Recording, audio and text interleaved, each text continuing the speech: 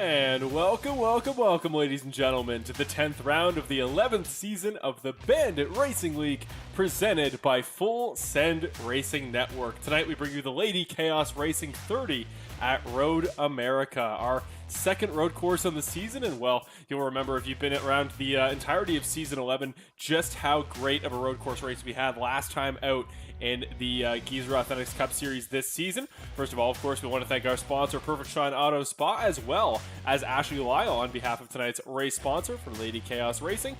It's just a one of the personal individual sponsors for this week. No brands or companies to mention on the titular front, but we do have to mention Apex Sim Racing, of course, one of our premier sponsors, and we thank them always. Your place to go for all things premier sim racing products. Go to apexsimracing.com to check out some really awesome products to enhance your sim or just get started in the world of sim racing yourself.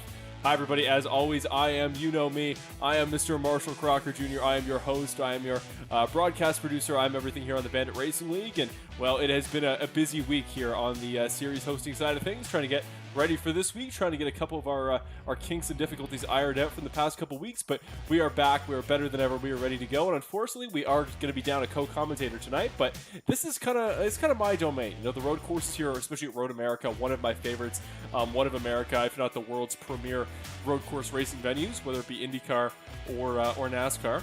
But Elkhart Lake, Wisconsin here for the Road America 30 race here in the Bandit Racing League. It's going to be a really, really fun one. And this is a race with some history. And the reason that Ashley Lyle sponsoring this race is going to be so significant for tonight is because of last time we were out here in the Bandit Racing League at Road America was Season 8 of the Bandit Racing League. That was early 2021.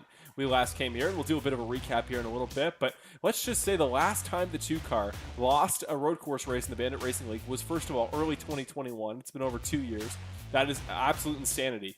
But it was to Ashley Lyle, the last person to beat Nick Nickerson at a road course. And Brett Guzik came darn close this year at Sonoma. Don't take that away from him. The guy was definitely fighting hard for it. But no, it's great to see that the king, perhaps, if you could call him, of the Bandit Racing League here when it comes to road courses may have some competition tonight, and this is the exact venue he was bested at. So you know he's going to want this one, and you know every other driver out there is, of course, going to be gunning for it as well. With that being said, we have a lot to go over here in this pre-race sort of segment of our show, and of course we do have a longer qualifying segment tonight. It's going to be 10 minutes as opposed to the usual 5, because each lap here at Road America takes about 2 minutes 10. That's going to be probably our qualifying pull time. 2:15 should be more reasonable as an average race lap time. So longer lap, and guys have to run 2 plus the extra lap to get warmed up for their 2 qualifying attempts. So it's a little bit longer. Thus, qualifying pre-race tonight will be a little bit more lengthy. But we're 3 minutes away from the end of practice. And actually, here we'll show you the leaderboard just to give you a little bit of context. So 26 drivers registered currently for tonight's race. Hayden Paul, the last driver to set a time. But right now, it's Nick Nickerson setting the tone up front. Brett Guzik not too far behind. You saw Lacey there. The Brits, the Yanceys, and of course fan favorite Cody Welch all in the equation there. Ashley Lyle, surprisingly, a little ways off the pace there. But don't forget, not only did she come away with the victory last time out here in season number 8 of the Bandit Racing League, back in the Xfinity cars, not last season in the Xfinity, but the 2 seasons prior, and just came out, not only got the win off of a late mistake from Nick, the infamous, I believe it was the foot cramp incident, but just outpaced him in the last segment. The last 7 laps of the race, just pulled away to win it on pure pace. So going to be a good one here. Very quickly, just want to show you the schedule for the rest of the Bandit Racing League season number 11. We've had a couple cancellations, a couple mid-season delays this year, but we are back on the usual schedule. And as you can see here, we go New Hampshire Motor Speedway next week, and that's one all you Cody Welch fans you want to have circled on the calendar. That is his track. That's one he's been looking forward to for a long time this season. So any of you Cody Welch fans, make sure you're back here next week. That could be the race, and I'll be sure we have some extra festivities set up in case that is the day the streak ends. But Worldwide Technology Raceway there, then on the 24th of May 2-4, we go to Gateway for another 125 lap race, and finally to cap off our regular season and see which 12 drivers make the playoffs here in Bandit Season 11, we go to Auto Club Speedway, the venue that has now been torn down in favor of a short track, which is exceedingly disappointing if you ask me.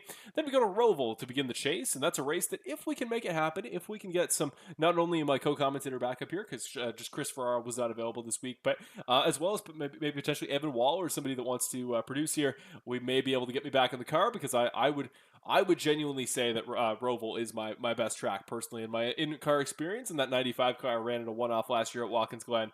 Wouldn't mind making another appearance. So we'll see about that, but then Darlington, Chicagoland, and Talladega will take us through June in the first round of our chase. Then, of course, we'll narrow it down from 12 drivers down to 8.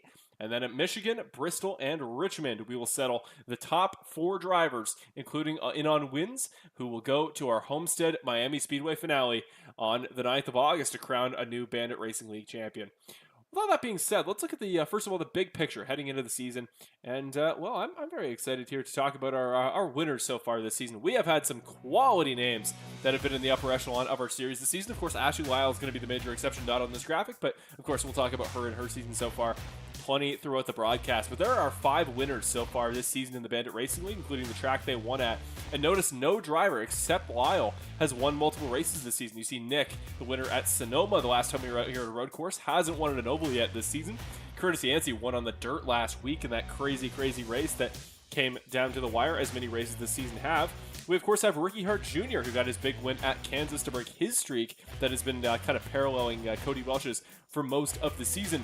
Finally, Brett Guzik at Atlanta had that really exciting finish. But, I mean, really, it was only interesting because of how dominant his entire race had been. It was incredible to watch somebody at a track that we thought was going to be about tire wear and fuel wear ended up being about a guy just taking off and just being in the class of the field. And finally, Benjamin Lacey in a finish that was exciting, just barely pipping Cody Welch. Welch fans will remember that one quite clearly, beating him by no more than about a tenth and a half at the line. So there are your winners for this season so far in the Bandit Racing League. So guys to watch out for. And remember, they are all locked into the final chase here, provided they make a certain number of races. And that's why that 45 car of Ashley Lyle not on the graphic, because Ashley Lyle has so far and likely will not run the required number of races to make the chase, at least on the guaranteed entry due to race wins. We said before the season that there would be a minimum number of races you were required to run in order to qualify for the chase off of a win, and currently Ashley Lyle has not hit that requirement. So as the drivers get started here for qualifying, we will show their qualifying attempts here in full and make sure we give you a ride around with one of the premier drivers in the series. Here are the point standings overall coming out of the ninth round last week at Bristol Dirt. Of course, top of the leaderboard, still holding on despite Curtis Yancey's win last week, is Nick Nickerson for GFR Racing. Another consistent season, as consistent as he get, and he even missed a race. So impressive points tally, but not too far back is the 51 of Curtis Yancey for Ignite RC. Again, last week's winner, an incredible season for him so far. Then we got Christopher Hamilton under the radar this year for GFR Racing. Still has yet to get that win, but he's racking up podiums, and I know from firsthand experience he is quick at these road courses as well, having raced him in the past. Ricky Hart Jr., his teammate as well, there has his win on the season. The winning drivers will be indicated by the red coloring there. But yeah, he was also a winner there earlier this season as well, and he has 377 point total, just ahead of Connor Gibson. What a story that's been. Right now, he and Christopher Hamilton would be the first 2 drivers besides your 5 winners this season to make the 12-car playoff grid, and what a consistent year he's been having for Ignite RC as well. So 2 teams in the top 5, neither of which are 785 Racing or BC SimSport, who make up the bulk of the next 10 spot or the next 5 spots. So right now, to give you the full lay of the land, the current playoff grid would be the 5 winners we mentioned. So Nickerson, Yancey, Hart, Guzik, and Lacey in that order. Then your playoff grid would be rounded off by Christopher Hamilton, Connor Gibson, Cody Welch, Mark Allen Bibbins, Eddie Hagee, Jackson Knock, and the last transfer spot would go to Kevin Foster due to Ashley Lyle not having that minimum required number of races. So Foster is the transfer spot right now. He and David Lakey going to be battling it out there for that effectively 12th spot in the points, but it is also happens to be the 12th spot in the fight for playoff contention. So that's going to be the fight to watch tonight. We'll try to keep up with that more throughout the course of the season, because that's, as always, going to be a huge storyline of the series. It's just, well, who is making the final dance? Who is making the playoffs and going to give themselves an opportunity to race for a championship?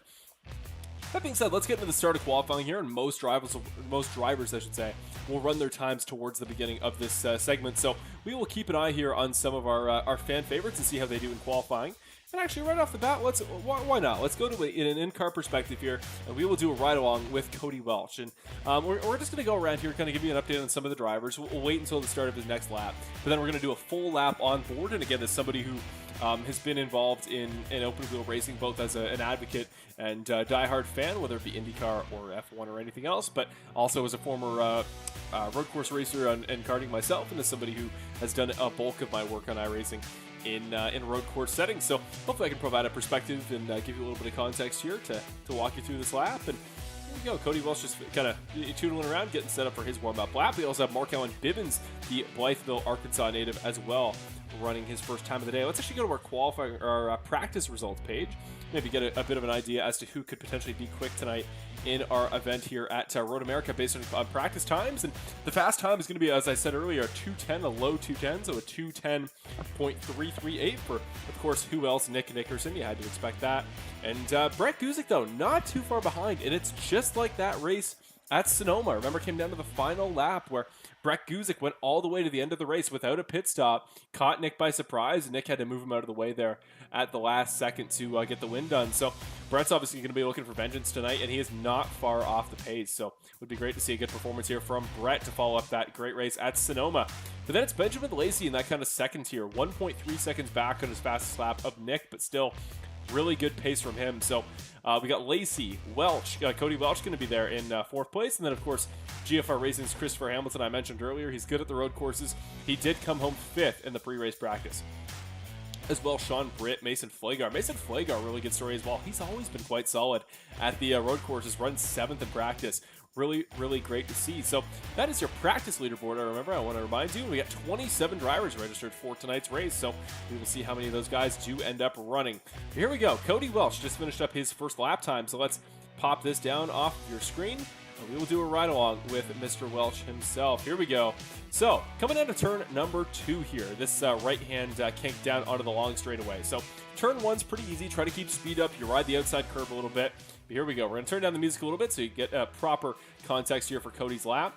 So now you're onto the long straightaway. You go under this real cheese bridge, and of course Wisconsin known for its cheese exports, arguably more than anything else. Right now, Nick at the top of the leaderboard, Flagar and Hamilton second and third.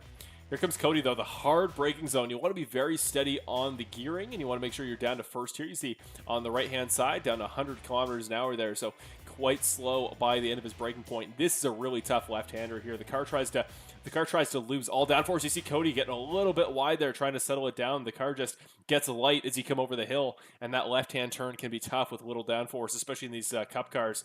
Makes it settle down, though. It shouldn't be a particularly fast sector, but it will be enough to get it done here. That right-hander and back into the left, and this outside gravel trap can catch you out, and it does. It does catch Cody there, so that's going to be a huge spot to watch tonight. I know I've made my fair share of mistakes in that section. Then down under the bridge and through the world-famous carousel, and he's just kind of coasted around now. Must think this lap is effectively over, but we'll still walk you through it. Down this, again, this long, sweeping right-hand carousel, one of the best corners in all of racing. And in these cars, they're particularly difficult, and it's going to be a potentially good passing zone, even around the outside. Carries you onto this long, again, backstretch. These long straightaways at Road America, including the front stretch.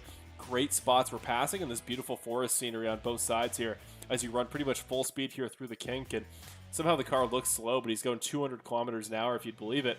Now here through the Canada corner, this uphill right-hander, where all sorts of chaos can often happen. I remember our race in Season 8, that was pretty commonly the case. This blind uphill left-hander is tough, and you got to use a lot of that runoff road if you're trying to go quick. And then finally, you go as wide as you can to the left side of the racetrack here. You try to get good speed, and Cody Welch keeps the hands moving, saves it, and manages to, I think, get the car gathered up. Does he? Yes, he does. It's going to look a little bit more textbook than that in the race, obviously just trying to push for pace. But, yep, then you go full speed back up the world-famous hill here at Road America. And that will round off your lap here with Cody Welch. So just to give you a little bit of perspective, and right now, Brett Guzik running a pretty good time as well. He is coming here through he's coming into the final turn 1 complex, but he is done for the day. So Nick Nickerson going to set the current fastest time of the session at 2:10.25.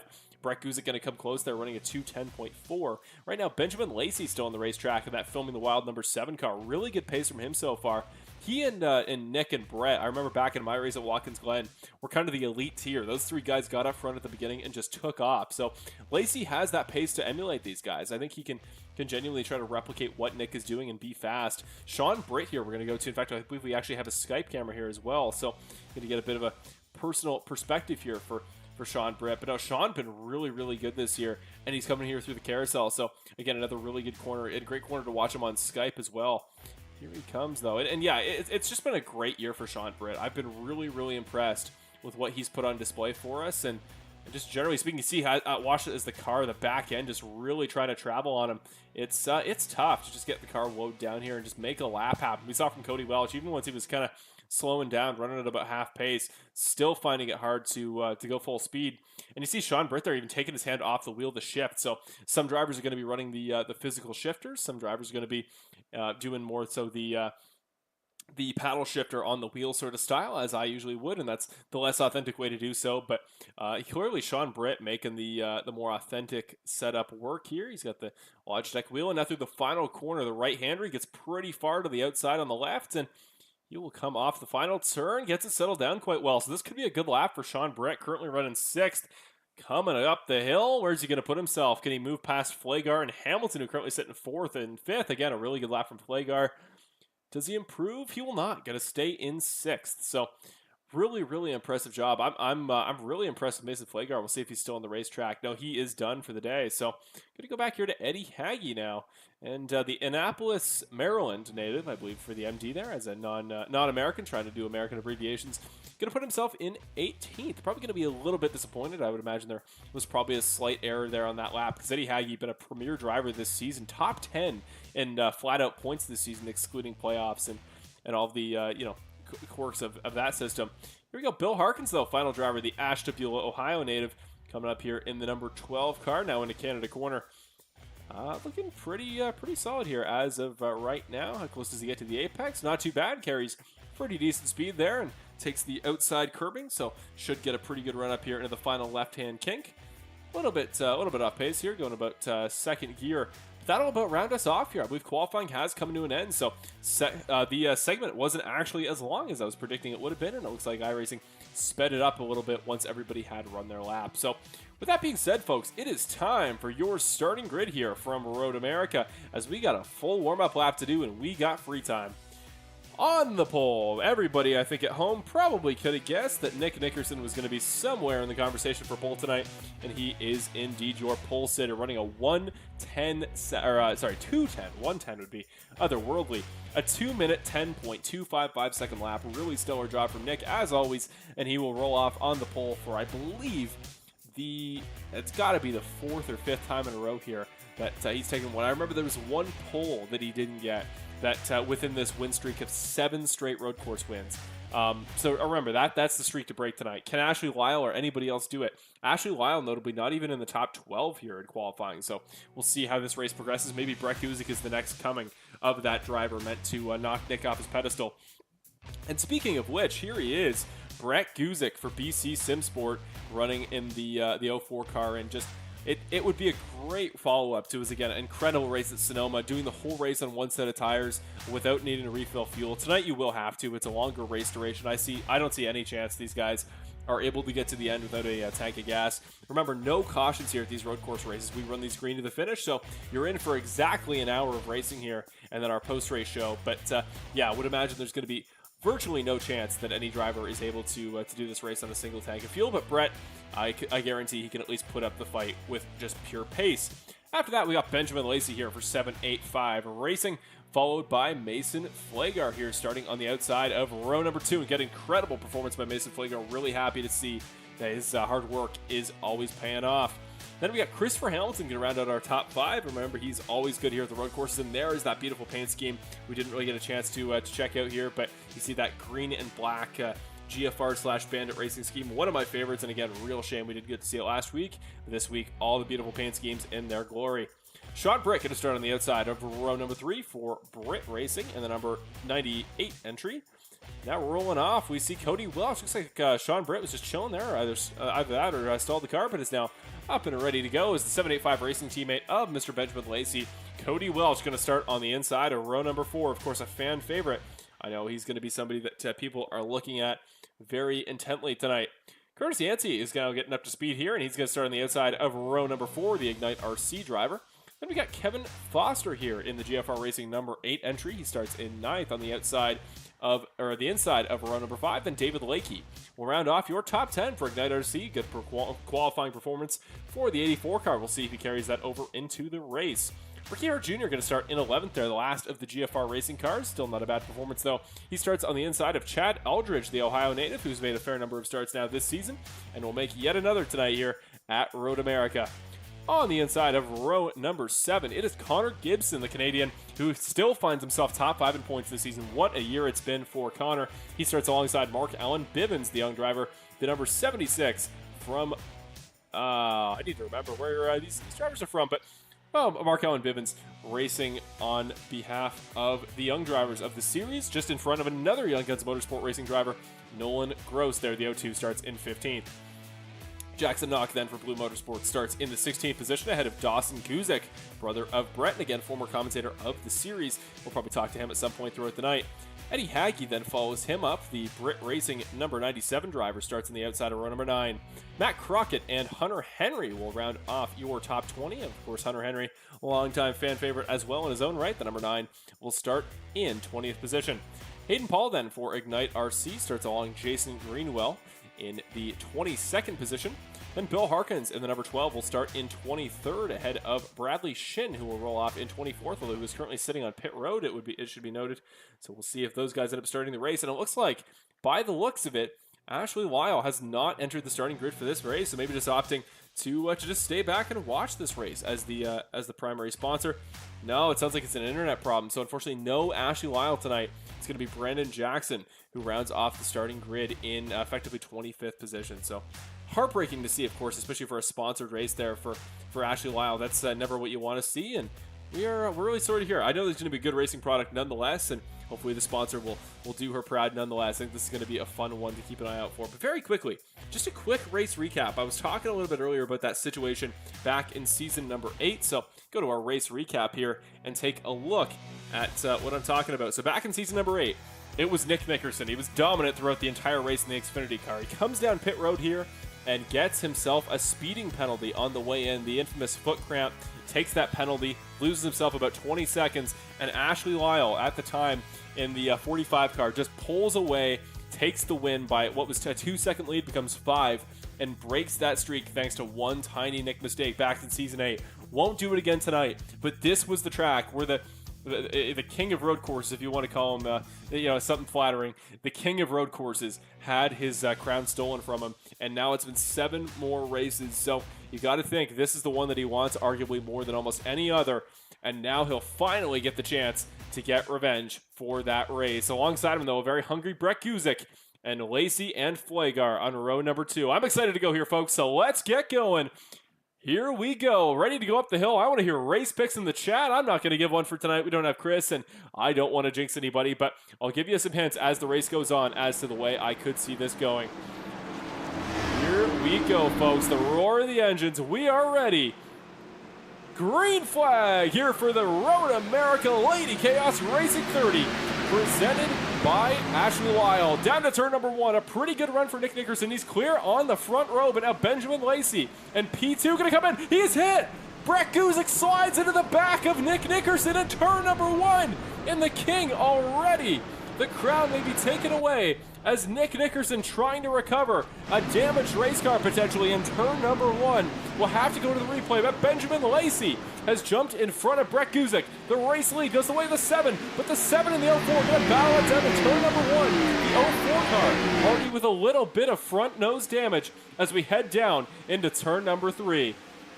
We're side by side. Good braking point for Brett Guzik, but he's going to slide through. Can he get it stopped in time? He can. Curtis Yancey now sliding through the hard braking point of turn number 3. He's going to go wide off the exit of the corner. Chaos here at Road America as Brett Guzik goes to the point. Already 7/10 clear of Benjamin Lacey. Chad Eldridge further back has had troubles. He's just wide off the exit of turn number 4. The 11 car trying to get back up to speed. But where is Nick Nickerson? That's the question. Here he comes, the 2 car. Not only losing time there after that incident, but now having to weave his way through an entire field of race cars. This start could not have gone worse for Nick Nickerson. We will go to the replay here momentarily, but just watch as he attempts to climb back through as fast as he possibly can. This is potentially going to be even more dangerous for Nick, because now going to try to weave through every car in the field, and a lot of guys just not used to racing with a car this fast as the 2 car of Nick Nickerson, or at least having him fly by for position. So we will see how guys manage to deal with that. Kevin Foster gets a little bit wide here off the exit of the that on the exit of that would be turn number 12, I believe. As we saw Connor Gibson, I believe, go wide as well, or who is that further back? Mason Flagar has gone backwards, started 4th, now drops back into 8th after that, or 12th, I should say, after that one little mistake. So crazy first lap here. We'll go back and see that Nick Nickerson incident, because obviously the one that everybody is going to be talking about. Butt Kicker Racing replay. Here we go. Nick Nickerson. It's contact. Brett Guzik hard on the brakes. Catches him just that tiny little bit, and he slides through into turn number 1. We're going to go to the chase camera here to better assess the damage that we see from the back of Nick Nickerson's car, because you can see the back bumper caves in. And here comes Brett. Too late on the brakes for Brett Guzik. That tiny mistake, and the 04 car just slams into the back of him, shoots him into that turn number 1 runoff. And this is going to be it. If Nick wants to keep that streak alive, already on lap 1 at a track that seems to be cursed for him, we see adversity that he will now have to overcome. So he's already back up to 16th here, folks. The climb, the struggle to get back up there begins, but you know that wasn't intentional. No part of me thinks that a driver is respectful, especially towards Nick, you know, a longtime rival, former champion like himself.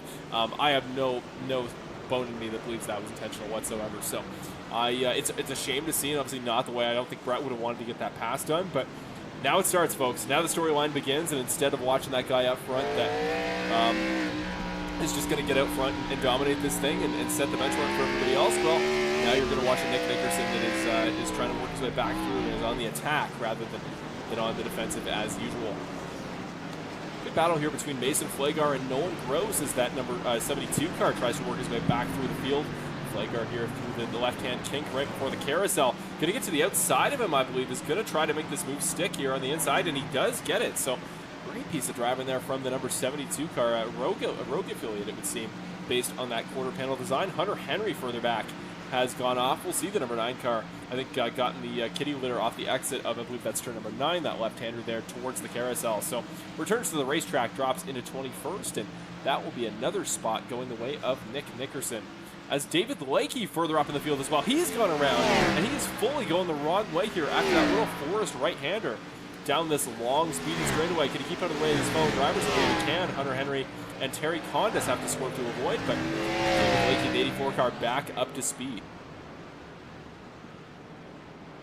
Further back up, we got another battle here. This is Curtis Yancey, who also went off there a little bit earlier. Last week's winner here at Bristol Dirt in that awesome black and gold paint scheme that he runs from time to time. And up the hill he comes, trying to chase down as best he can Mark Allen Bivens to put himself back up in contention for the top 10. This would be for 11th position. And up front, important to mention, that gap getting smaller between race leader Brett Guzik, who again had that incident to start off tonight's race with Nick Nickerson, and Benjamin Lacey further back. Mark Allen Bivens, though, going to lock up pretty hard, and he's going to give the spot up as he goes, just too late on the brakes, trying to carry too much speed. There goes Curtis Yancey, you see right in front. Curtis Yancey is going to take the lead and say, okay, thank you very much, I am not looking back. And we'll start scooting away there down towards, you got to hope, if you are a Curtis Yancey fan, down towards P10 where Gross currently resides. So now everybody's starting to split up a little bit. The closest battle on the track is this one between Yancey and Bivens. But back to the race lead here. This is your battle for the top position. Brett Guzik there in that red 04 car is just trying to settle in here. Still close for the top couple positions, though. You know, Benjamin Lacey there is obviously up one spot. Started third there on the inside of row number 2. And now he's starting to close his way towards Brett Guzik in quite a hurry. He got real close there through turn number 9. And now it starts the attack potentially through the carousel. So this is going to be a fun battle, and I would argue for a lot of people it's going to be closer on pace than that battle would have been had Nick Nickerson been involved. Speaking of Nick Nickerson, here is that still damaged number 2 car getting the move done on Mark Allen Bivens. Just sneaks it up the inside, and as best he tries, Mark Allen cannot hold that position off. And I think that's going to be the story for a lot of these guys. We see Eddie Hagge has also gone off. The 97 car gets a little bit too wide in turn number 9, as many drivers have so far. But yeah, that's going to be the story for tonight, is these guys that Nick just isn't used to having to race against, especially at a road course.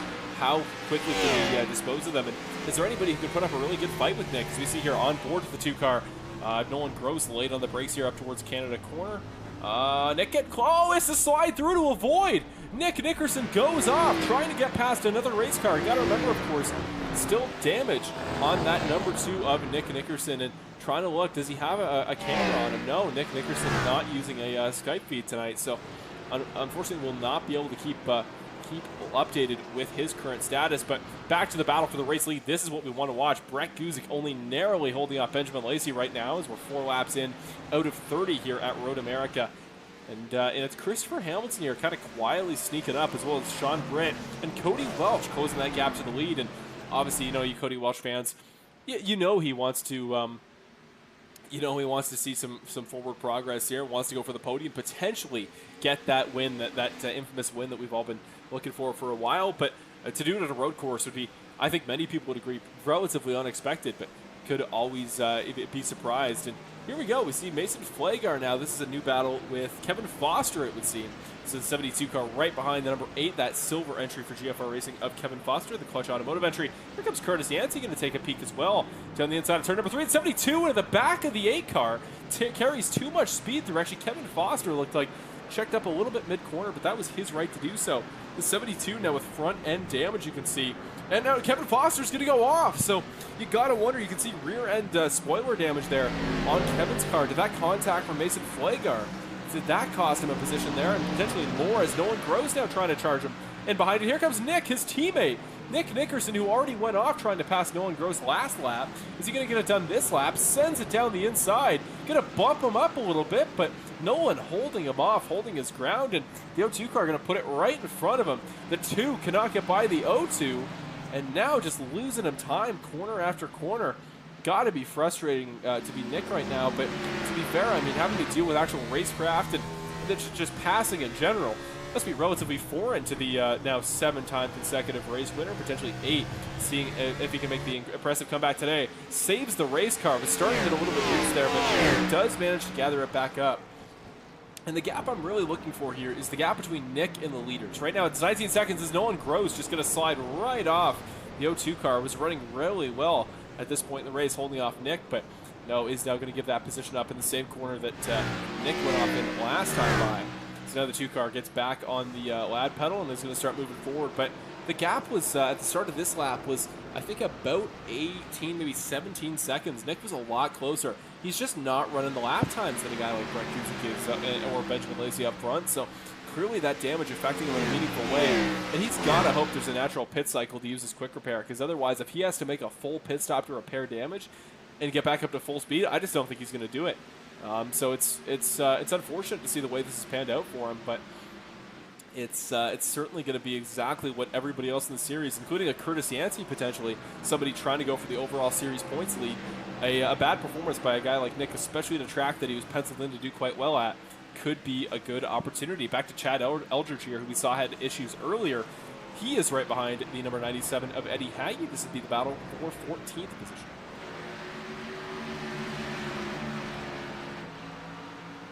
Now to the battle for 3rd position. You see the top 4 here, really, really close on track. This is potentially going to be a good fight if these guys start to tuck up even more. 2.5 seconds separating the top 4, and Cody Welch not too far down the road either. Could get involved if he can keep his pace up.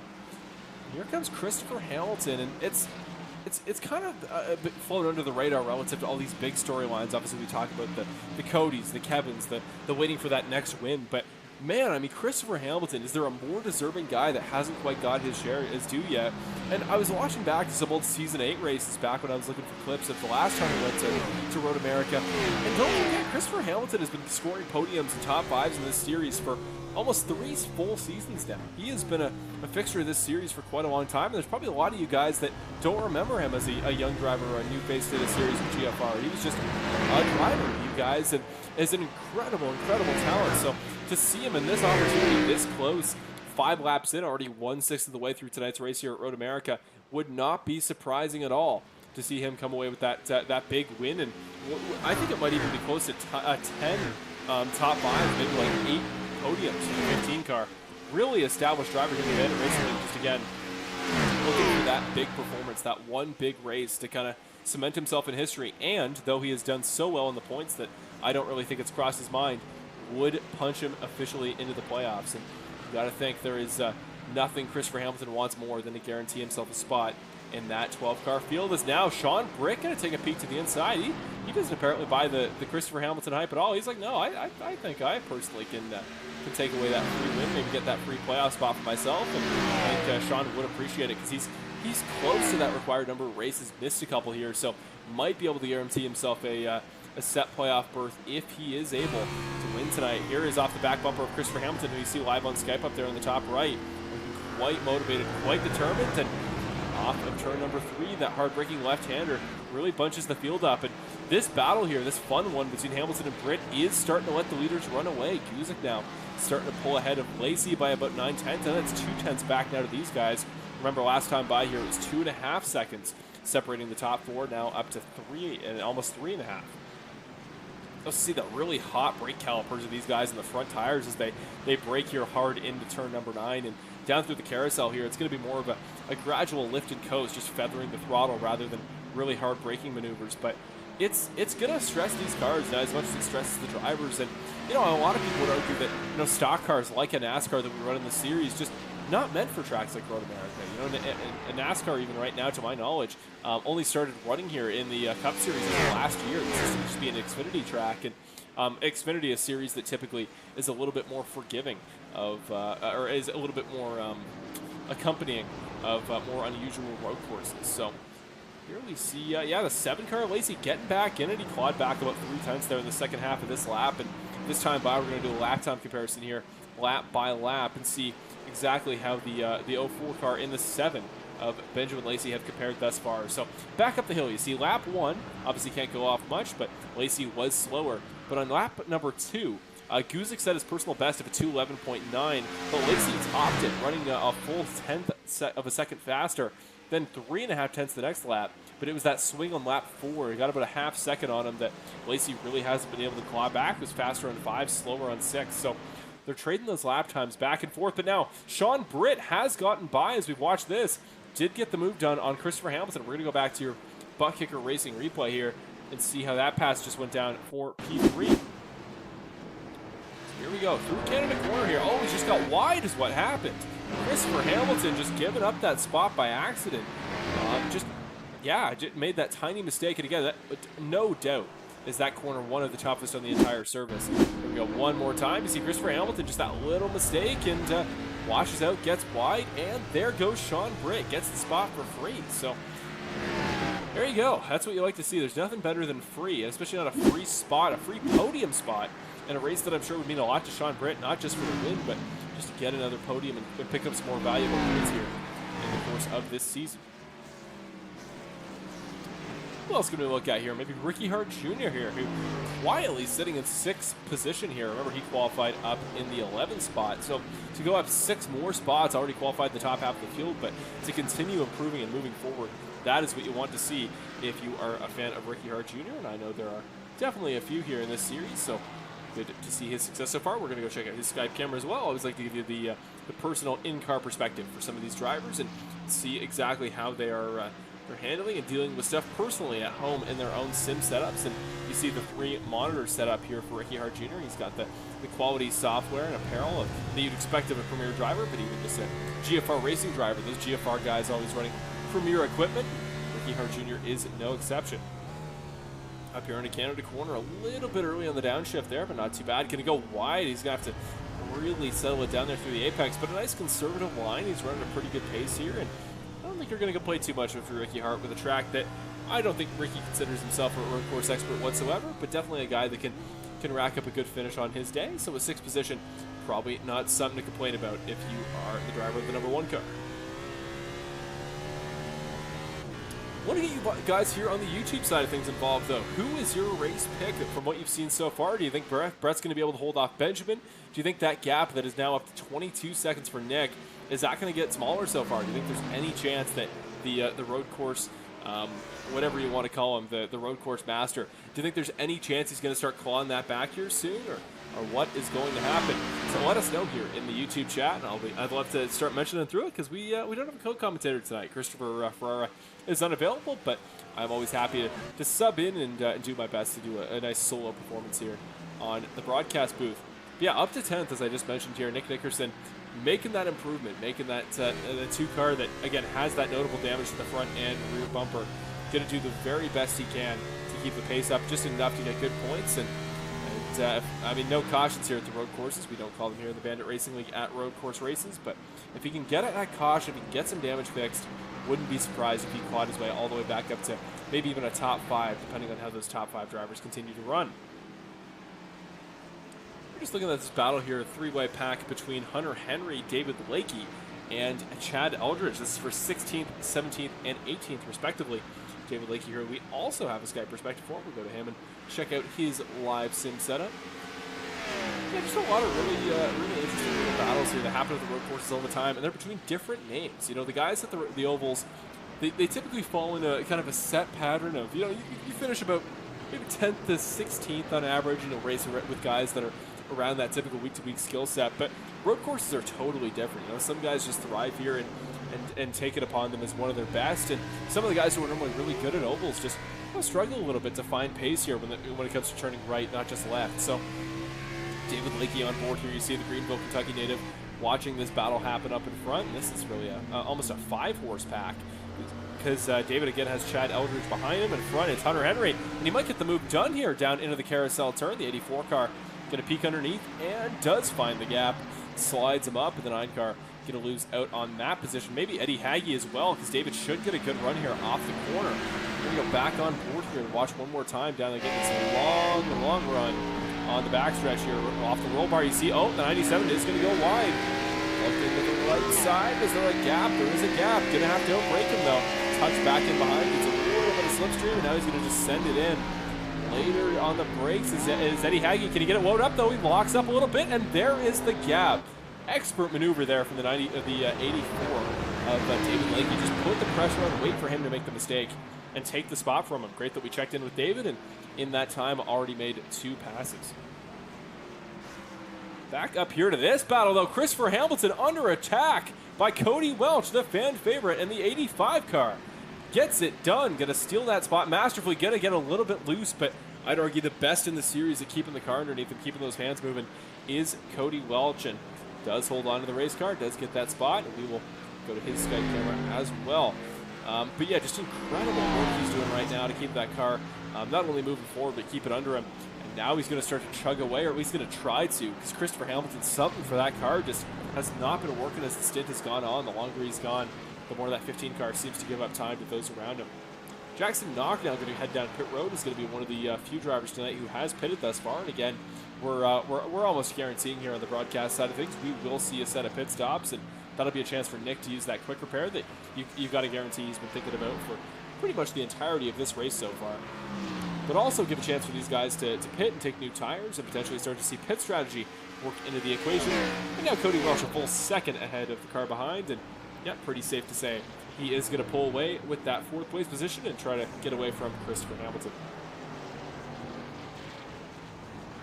Looking back here again, this battle between now Chad Eldridge moving forward past Eddie Hagee, who's going to try to 97 car. We'll see how much fight is left in that number 97. He started up in 18th position now, has moved himself up even further into 15th, 3 more spots ahead. Biggest mover of the race so far. Oh, as we see Eddie Hagee. All of the typical commentators' jinx. We go to him here at the exit of turn number 9 and finds himself in the kitty litter, getting loose. Now we have Hunter Henry going to go chase him down as well. Here through the carousel, should get that spot gained momentarily. Yeah, he's getting close, so we'll keep an eye here on this battle. But do just want to mention your biggest mover of the race so far, actually Terry Condas here, driver of the number 32. He started in 26th, now finds himself in 19th. Another honorable mention is Connor Gibson, another great race for that 31 car. We're going to watch this battle play itself out and finish up here in the Canada corner. And sliding in front, the 9 car going to tuck in behind in that slipstream, and here he comes. Can he get it done? No, going to tuck in behind for now. So Mason Flagar as well now in a battle. That very damaged 72 against the very damaged number 2 car. Nick trying to get one more spot here, move up into 9th. Mason, though, not giving him any room. These young guys do not care about Nick Nickerson's prestige in this series. They are fighting him for everything they're worth, but unfortunately, Mason just getting a little bit loose there on exit. Almost had the defensive move done. And Nick's going to slide right by and continue his forward progress throughout the race. So, incredible drive here. This is going to be one of the best drives I think Nick has all season if he can just keep the car under him. But obviously, in turn one, started in the worst way imaginable. But back to Connor Gibson, who I was about to mention there a moment ago. Just, again, what a year for the Nova Scotia, Canada native.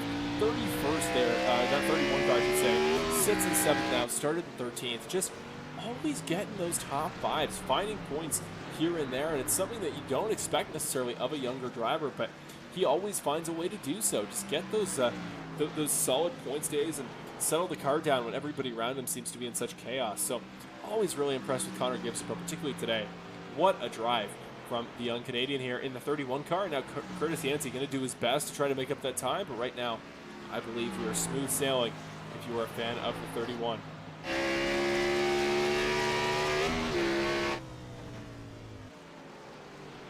Back up front, still your race leader. It is the 04 car of Brett Guzik. Remember, almost winning at Sonoma. Now trying to do it tonight here at Road America. And here we come down pit road. So this is going to be that mandatory pit stop. Guys are going to start doing it tonight. And yeah, everybody taking a pit road here. We get a proper pit lane camera for you. We're currently stuck behind the wall. Here we go. Brett Guzik coming down pit road. We got Benjamin Lacey as well coming up the hill. Sean Britt, Cody Welch, Christopher Hamilton, Ricky Hart.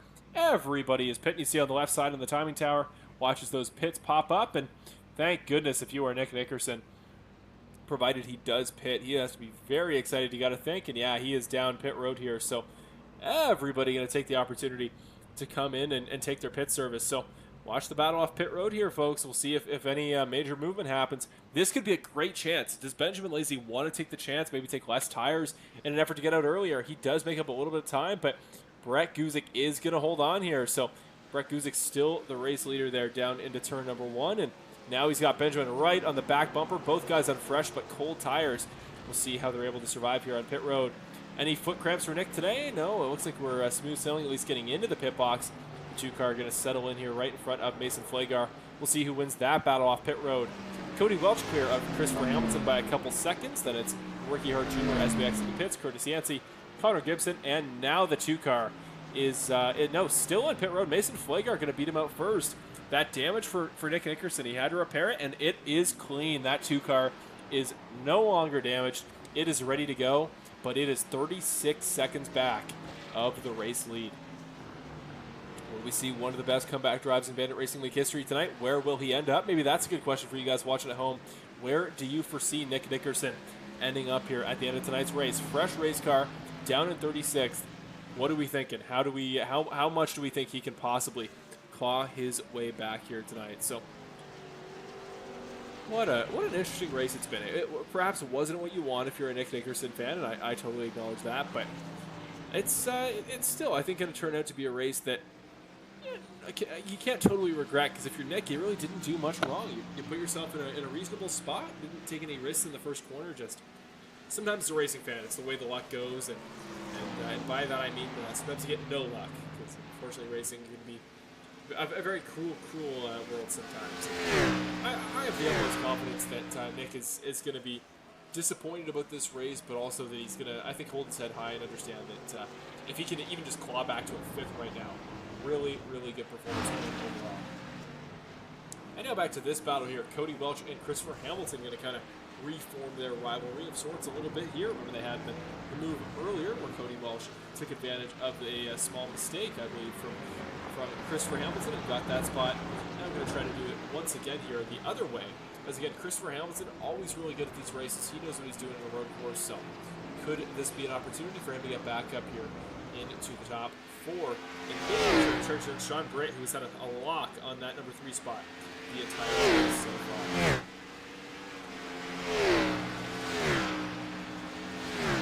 Well, folks, we are going to go to our first little mid-race break, just as by a byproduct, I should say, of being the only commentator up here in the booth. We are going to need to go to a few breaks just to get some refills of water and do some tech stuff in the background. So our first little mini commercial break of the day, and this will be one of probably 2 of the race, about 10 laps on. So just going to go side by side here for a quick moment. and we'll be back momentarily for your Lady Chaos Racing 30 at Road America. It will be about maybe a minute and a half. Stay tuned here, folks. We'll be right back.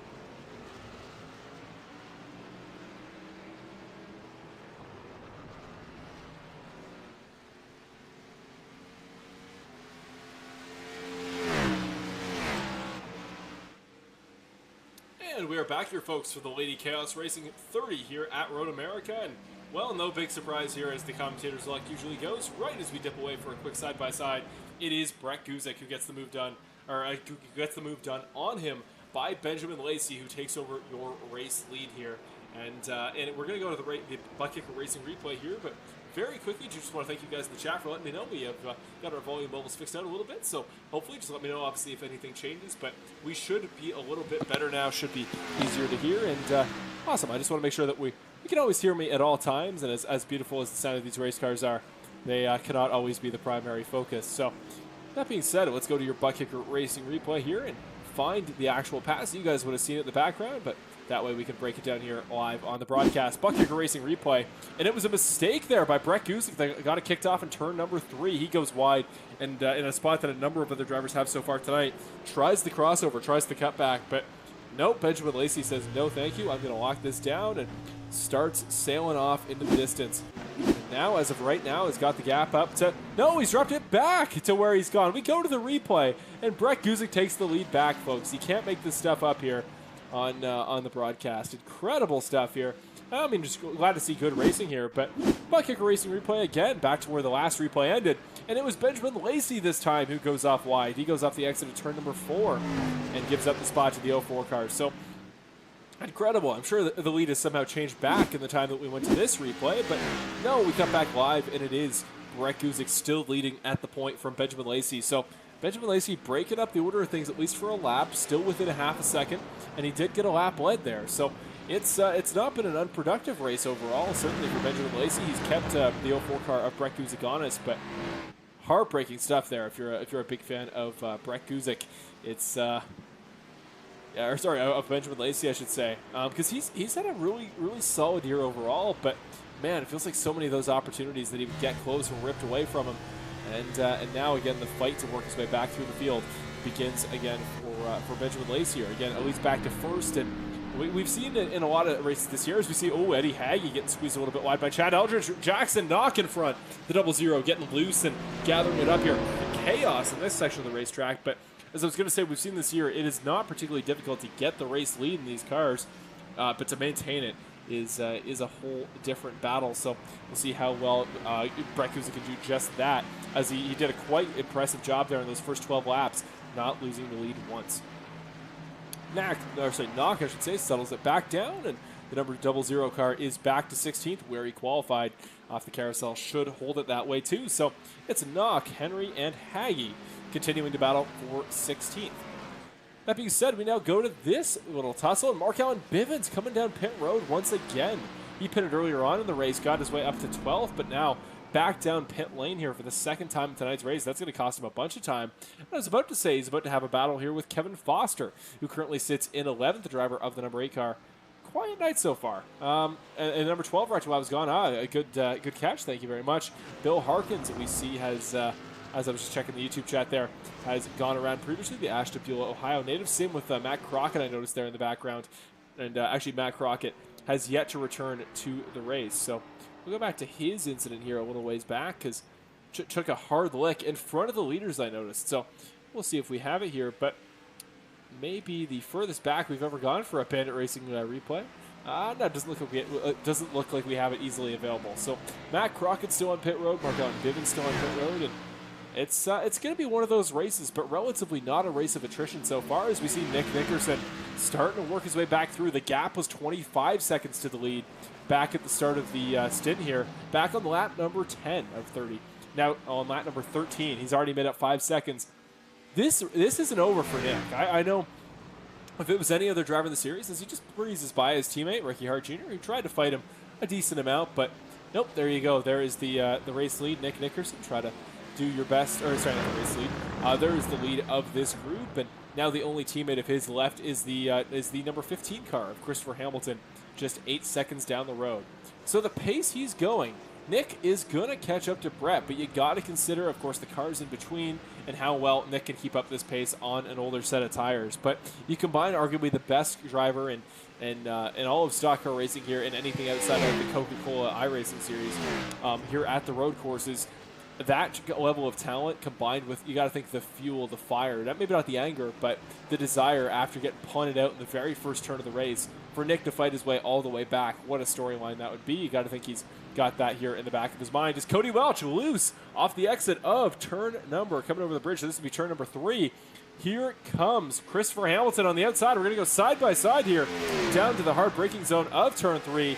85 gets ahead here to the braking zone. Can he woe it up, though?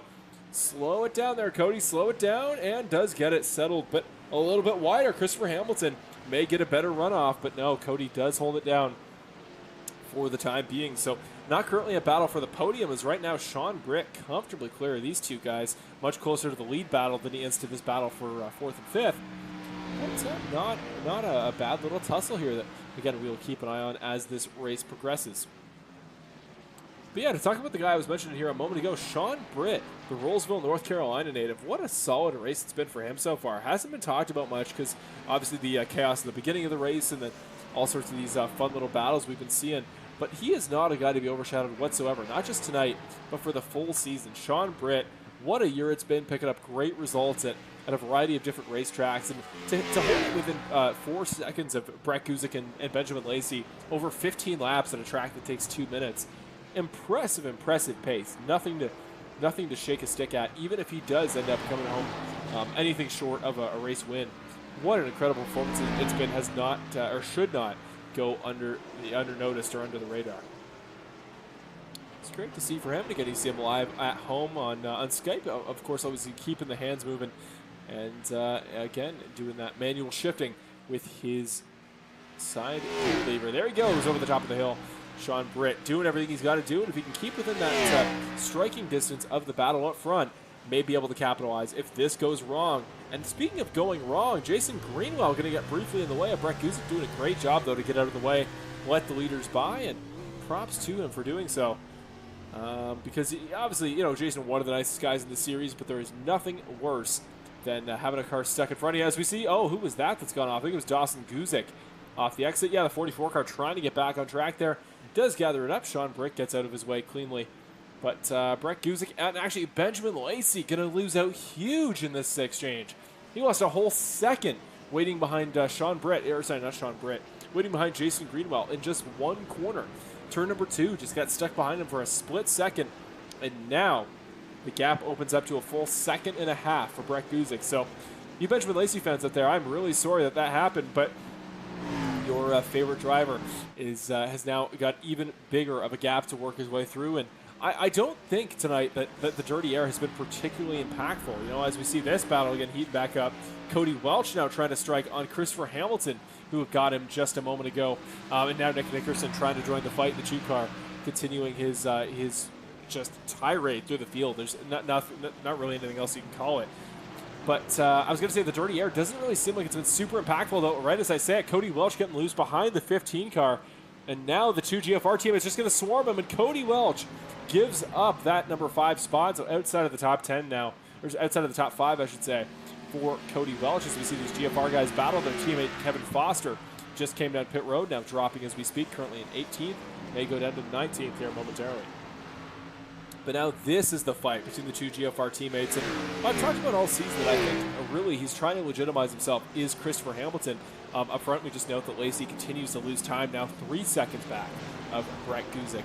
But, you know, Christopher Hamilton, when you talk about prestige here in the GFR Racing stable, obviously his 3 teammates all have championships in the Bandit Racing League. They've proven themselves in this series, whereas maybe for Christopher, not quite so much the case. But it's not at all due to talent, and he's proven this season how well he can keep up with Nick from a pure points perspective. And now, if he can just hold him off for a few laps, I don't think he's going to try to, because he knows that that Nick has all the pace right now. It was that unfortunate turn 1 that is the reason he's back here at all. But he's staying with him here. I think Nick's going to outbreak down the inside, will take over P4, and continue his charge to the front to go get Brett. But darn, it's been a good run. Brett Guzik, speaking of which, has gone off.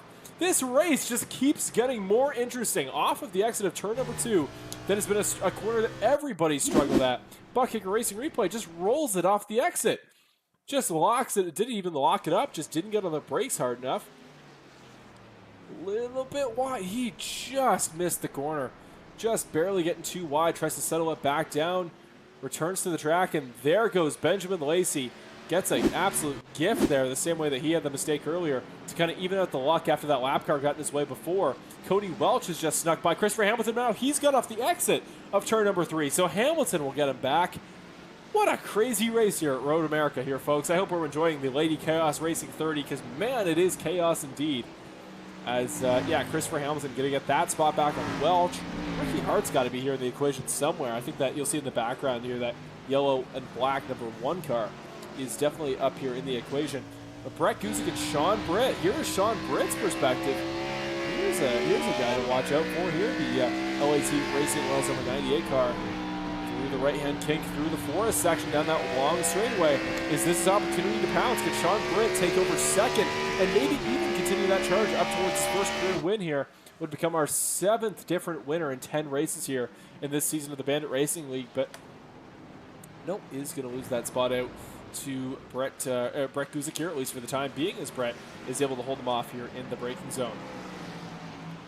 Gap here between Nick and the leader down to 12.5 seconds. Going to go 13 laps to go here when Lacey crosses the line. So again, the time would suggest how fast he is, over a full second faster than the rest of the field. You would think, okay, Nick can for sure go up there and get that first spot. But remember, he's got to get by a lot of really fast drivers. And they're going to fight him for it. I know these guys at the front, like the Brits and the Guziks, and of course the Lacey's, your race leader, they're going to fight him a lot harder than some of those guys at the back would have, just due to lack of confidence. You know, those guys, you know, obviously Nick's talent is well established here at the road courses, and if you're a driver who maybe doesn't appreciate the medium so much, you're going like, oh, well, you know, I've got no chance here. There's no chance I'm holding off a guy as fast as Nick. But these guys up front, especially maybe after seeing Brett at Sonoma earlier in the season, are going, you know, Nick is human. On his day, there are days that there are guys he just can't beat. There are strategies that he can't predict. And I hope that's a little fire into these guys to do their very best to hold off the king himself and see if they can make it 2 in a row at Road America that Nick has not been able to capture. But your top 3 now separated by 1.5 seconds. This has been an incredible fight here up front all day. We haven't really had a consistent leader most of the night. I know Brett Guzik has led the most laps, but man, if he hasn't made this thing interesting with, of course, Benjamin Lacey getting by him, but also that turn 1 incident, battle for the lead has been the place to watch all day. As Ricky Hart Jr. has gone off track in that same turn 3 hard braking zone right before the uphill section that everybody seems to have been having trouble with today. He gets it settled back down, but another couple seconds he's going to lose that take him even further out of that fight for the top 5 here tonight. The gap for the lead, or from Nick to the lead, I should say, now down to under 10 seconds for Nickerson, the 2 car. Getting closer and closer. It'll be 12 to go this next time by. And again, that pace would suggest Nick will get there. But how fast can he get past the traffic? I want to hear it, everybody. I want to hear some suggestions. Do people watching at home, do you guys think Nick can do it? Can he get past these cars, not lap cars, can he get past these very fast 704 and 98 race cars to the front? Or is somebody like a Benjamin Lacey, a Brett Guzik, or maybe even a Sean Britt going to take away his first career win? Let's hear your winners' predictions here in the chat. And a few laps down, we'll take another quick final break where I'm sure 8 more passes will go down. And then we will go over your picks here. I'll be sure to shout out specific names. And come on, let's get some engagement here. And let's get some mentions for some drivers. And maybe it's somebody I haven't even considered. Or maybe there's a battle further back. What we're talking about. Just whatever you guys want to see, let me know, and that is what we go to here on the broadcast. Maybe you want to see this battle between Curtis Yancey and Connor Gibson. That 31 car, remember, he was doing so well, was up in 7th earlier, was going to get good points. Now he's going to lose out to Curtis Yancey, just as he did at Ricky Hart Jr. and Nick Nickerson. But still, great day for Connor Gibson to get top 10 in the road course. Not going to be bad points whatsoever, and still 4 spots up on where he qualified. And you can never complain with a performance like that. Mason Flagar as well with 72, that very fast 72 car is chasing him up the hill and going to make his life interesting here in a few moments. Benjamin Lacey, though, continuing to get pressure from behind. The 04 car of Brett Guzik now within 3 tenths here. Those 10s dropping like flies here every couple laps. Now starts to break away up the hill once again. Gets 3 tenths back. And Sean Britt now has made the gap about even through the top 3. So the gap from 1 to 2, then 2 to 3 is almost identical. I would think, I got to think, of course, Britt, the underdog of these 3, just because, again, not a race winner in the Bandit Racing League historically. Doesn't quite have the precedent these guys have for top success, but, man, I would not be surprised the way he's driving right now. If that 98 car were to get by these guys, we're going to make a big, bold move for second and maybe capitalize on another mistake for the lead, because that lead, just the way this race is a curse for Nick, it does also seem to be a curse for whoever's leading at any given moment. We're just going back to Cody Welch here, because he momentarily ago did go off track there for a second. I'll actually go to the Butt Kicker Racing replay to show you that. Yeah, off the exit of turn number 4, just too wide once again. Not like lockups tonight. Guys are just getting a little bit too much gusto here coming into the corners, for lack of a better term. And now we go back up to the front. Benjamin Lacey, that gap has opened up for him, but it has not for Brett Guzik. 4 tenths now separating him from Sean Britt. Here comes the 98 car, putting a little bit of pressure on here into the final right-hander up the hill. But this could be a good opportunity. Let's go on board here and watch from the cockpit perspective of Sean Britt. Into the pits goes Brett Guzik. Am I miscalculating this? Is there another pit stop these guys need to make? There must be, because as we established at Sonoma, Brett, not the kind of guy to take an extra pit stop if he doesn't need to. He's the kind of guy to go for 1 less than everybody else. And he is the first guy down pit road. Yeah, great point there in the chat about how Nick, obviously all that time he's made up is, of course, suggesting that he's going to have a chance to go for the lead. But also, as we see Cody Welch coming down pit road, it does also mean he's burning those tires up quite a bit. But yeah, if we're getting another pit stop, then there you go. Nothing to worry about here. He is going to get a fresh set of rubber, and that's going to make it even harder for these guys up front. But again, still 7 more seconds to make up is nothing to scoff at. Let's watch where he rejoins here. Does Brett Guzik off of pit road? The 04 car is going to come out, and right now the gap at 44 seconds up to the front for Brett Guzik. So it comes out in 7th still now on a fresh set of tires, and will presumably fuel himself to the end of the race. But boy, oh boy, is this going to shake things up. So he's going to go in a lap early. Benjamin Lacey and Sean Britt still on the racetrack, as well as Nick Nickerson, who's now got that gap to the front down to 5 seconds with just over 10 laps to go. So now you got to think the rest of the field's going to come down this time. We'll see who's quick here on the pit in, pit out lap. And remember, Cody Welch as well did just pit, so pretty much guaranteed top 10 for him, as even with the pit stop, he still sits in 10th position. But we will see once everybody else pits if he can work his way back up into the top 5. Just going to go to a quick onboard here. We're going to go to a quick kind of crank it up here for Benjamin Lacey. You'll hear the beautiful sound of the race cars here as he heads down to pit road, presumably this time by.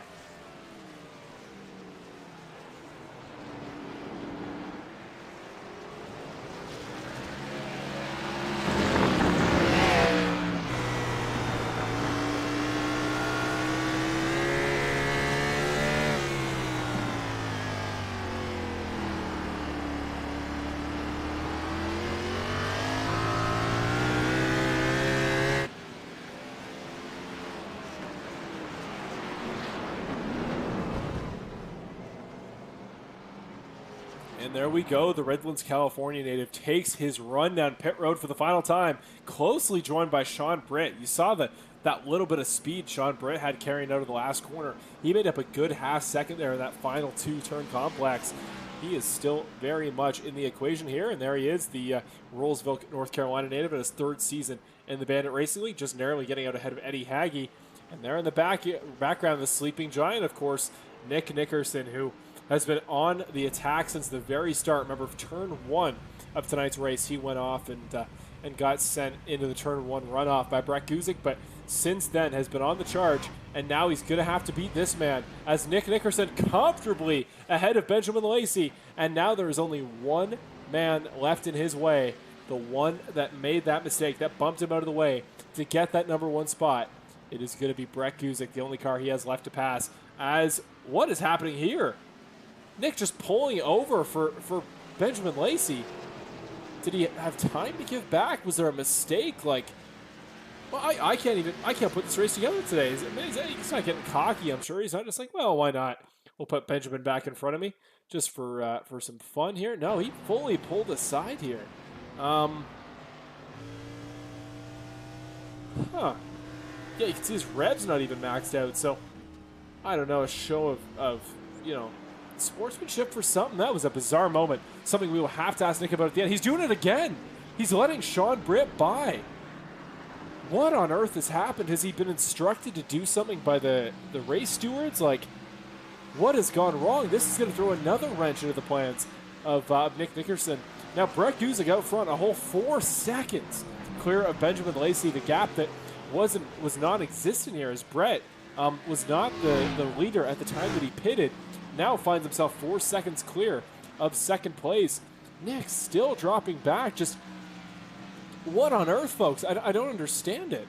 I really don't get what has happened here multiple times in this race, but Nick, just the time is not there. I wish we had his Skype camera to get a bit of a perspective on what on earth he is doing in that race car. But if he gets back into the podium spots, I'm sure we'll ask him later, and especially that win is still not out of question. But man, what a weird result here, folks. I can never fully comprehend what goes on here in some of these weird races in the Bandit Racing League, but boy, oh boy, this is one that we will remember for a long, long time if Nick does not come home on the podium, despite how close he got, and it was due to a personal error in some way.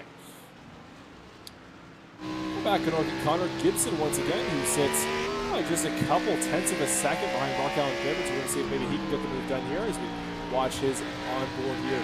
Down the backstretch here, Connor Gibson going to peek, thought about it to the right side.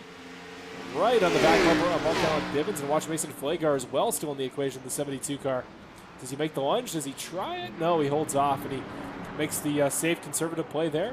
He is going to leave the spot for him. So I think we're going to go to this battle side by side here. It's for our final little side by side break of the day. Of course, we'll be right back here on the Full Send Racing Network side by side. Mark Allen Gibbons wiggles a little bit. Watch this battle here, side by side perspective as we go to our final break of the day. And Mark Allen Gibbons going to lose the spot to Flagar as well. I'll be back here momentarily, folks. Just a 1 minute break.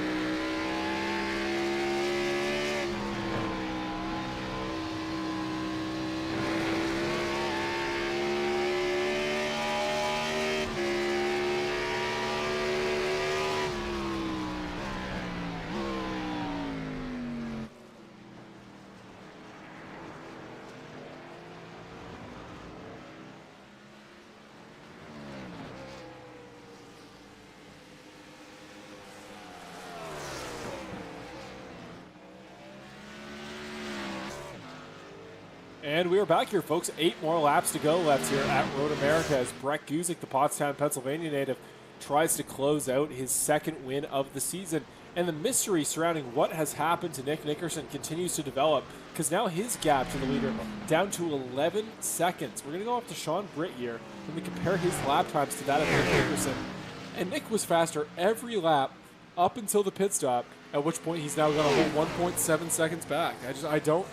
I don't fully understand what has happened, and maybe if anybody at home or anybody who happens to know Nick can give context or clarity, that would be much appreciated, because what a bizarre turn of events after what seemed like such a surefire shot at a race winner, at least charging down Brett to go make it a battle for the race win. Had to give up those 2 spots for some indeterminate reason, and now finds himself down in 4th, running off the pace. Into turn number 3, though, is this battle between Cody Welch and Christopher Hamilton. These two have been fighting all race, and this is now the fight for the final spot in the top 5. Battle for 5th and 6th, as in the end it was Connor Gibson and Mason Flagar who won out in that battle for 9th and 10th. And now Mark-Allen Bivens and Kevin Foster both going to come down pit road here, maybe take a set of fresh tires if they feel like they're already comfortably ahead enough of Nolan Gross in 13th. So won't lose any spots, and will take some fresh tires to ensure they can make it to the end of the race. So now 23 cars left that are classified in tonight's field. Remember, Hayden Paul was in tonight's race, as well as Brandon Jackson, but due to some pre-race issues, they did not even set a time, as well as Bradley Shin and Ashley Lyle also out of the event tonight, didn't even start. In the case, unfortunately, of tonight's race sponsor, the 45 car. But this is heating up here for the lead again. Brett Guzik has been dropping back slowly every lap here. We're going to go to the lap time comparison again here. 1.9 seconds last time was Lacey faster. And important to note, that was a 2:12.5. Lacey just ran flat out on pace. Lacey ran almost a 2:10.6. That would have been a competitive qualifying time, let alone a time he runs in the race. Benjamin Lacey just coming alive here late. Holy cow, that running the wild 7 car has found something inside of him as Nick continues to slowly back off. As here we go, folks. I think this is going to be your battle for the lead. You thought the 2 car was going to be involved. Doesn't look like that's the case. Interesting question, yeah, by in the chat, the suggestion that he cut the course and got black flagged. My only response to that would be, as we see, oh, here we go, pass for the lead. He does get it done. Benjamin Lacey, Brett's going to try the crossover, though. Brett went way wider on the entry, but Lacey carried more speed off the in the entry. Guzik got him off the exit and gets him back up the hill to turn number 4. Great fight for the lead, stellar scrap, and Guzik uses his run off the corner to carry momentum and get that pass done back on the inside up into turn number 4. But this is not over. This is turn number 6 now. Here he comes, the 7 car of Lacey, getting close, and the gap is where it was, but Lacey was in 2nd to start the lap, and will be in 2nd at the end if he can't get the move done here. Great defensive job here by Brett Guzik. But yeah, I like the suggestion for Nickerson's situation, except for the fact he just came off pit road. Like he wouldn't, I wouldn't think, carry the corner cutting penalty through the pit lane. I mean, potentially that was the case. Maybe, yeah, maybe he did sustain something in the final corner of the previous lap, and then had to serve it there in the moments after. But that doesn't explain why he's still losing time. Like, yeah, I like the other suggestion that he's saving tires, but that wouldn't be why he just gave up 2 spots, flat out to 2 other drivers. And now he's just not fast. Like, he's fast by the average person's, standards, but no, he's losing time every lap to these leaders. Same with Sean Britt. So, whoa, Lacey loose in the final turn. You see, has to really load the car up there. I don't know if that angle totally sold it, but Buck took a racing replay here as I want to watch that little mistake. I don't even think it'll show up, so we'll have to go back here and get a different angle on it. But really had to save the car there, did Benjamin Lacey. Here he comes. We're going to go to the rear chase perspective. Loses a tire in the grass and really has to get those hands moving to settle it back down. But he does. Congratulations there to Benjamin Lacey for one of the, probably the save of the night here. Eddie Haggy, you saw in the background there, went off the racetrack, but so did Cody Welch. We're going to go to his race replay. Of course, the fan favorite was leading from Hamilton for 5th at the time, but watched Haggy go off in front of them, made the mistake and got into him even. Hitting Eddie Haggy there off the exit of the corner one more time. See it from another perspective. Yeah, here he comes. You see off of the final turn, I should say, and just slamming into the back of the spinning out Eddie Hagee. Not on the fault of Welch whatsoever, but that does give the spot to Hamilton, and will put the 15 car in 5th spot, at least provisionally, with 6 laps to go. Fight here back up front. Guzik and Lacey still scrapping it out here. Now just a single half second separating those two. And that mistake even didn't seem to affect the 04 car, or the 7 car, I should say, all too much, because he went off, he got wide, he got loose. The gap went up to like 1.4 seconds for Lacey, and he's already clawed back half of that. So it seems like the car in behind tonight, similar to the entire season really, has no problem getting close to the leader. It's getting by that is the particular worry. And if you're Benjamin Lacey, you know, I think he's had one full lap led tonight, because he'll make the pass for the lead, and then almost immediately a mistake will come up and he'll lose that spot right back. I think if you're Benjamin Lacey, you want to get a couple laps led under your belt to know that when the final lap comes around and you make that pass, if you do, you'll be able to hold on to it here for the race win. But coming to 5 laps to go here now, but 10 more minutes here at Road America, and this track that takes 2 minutes, just over 2:15.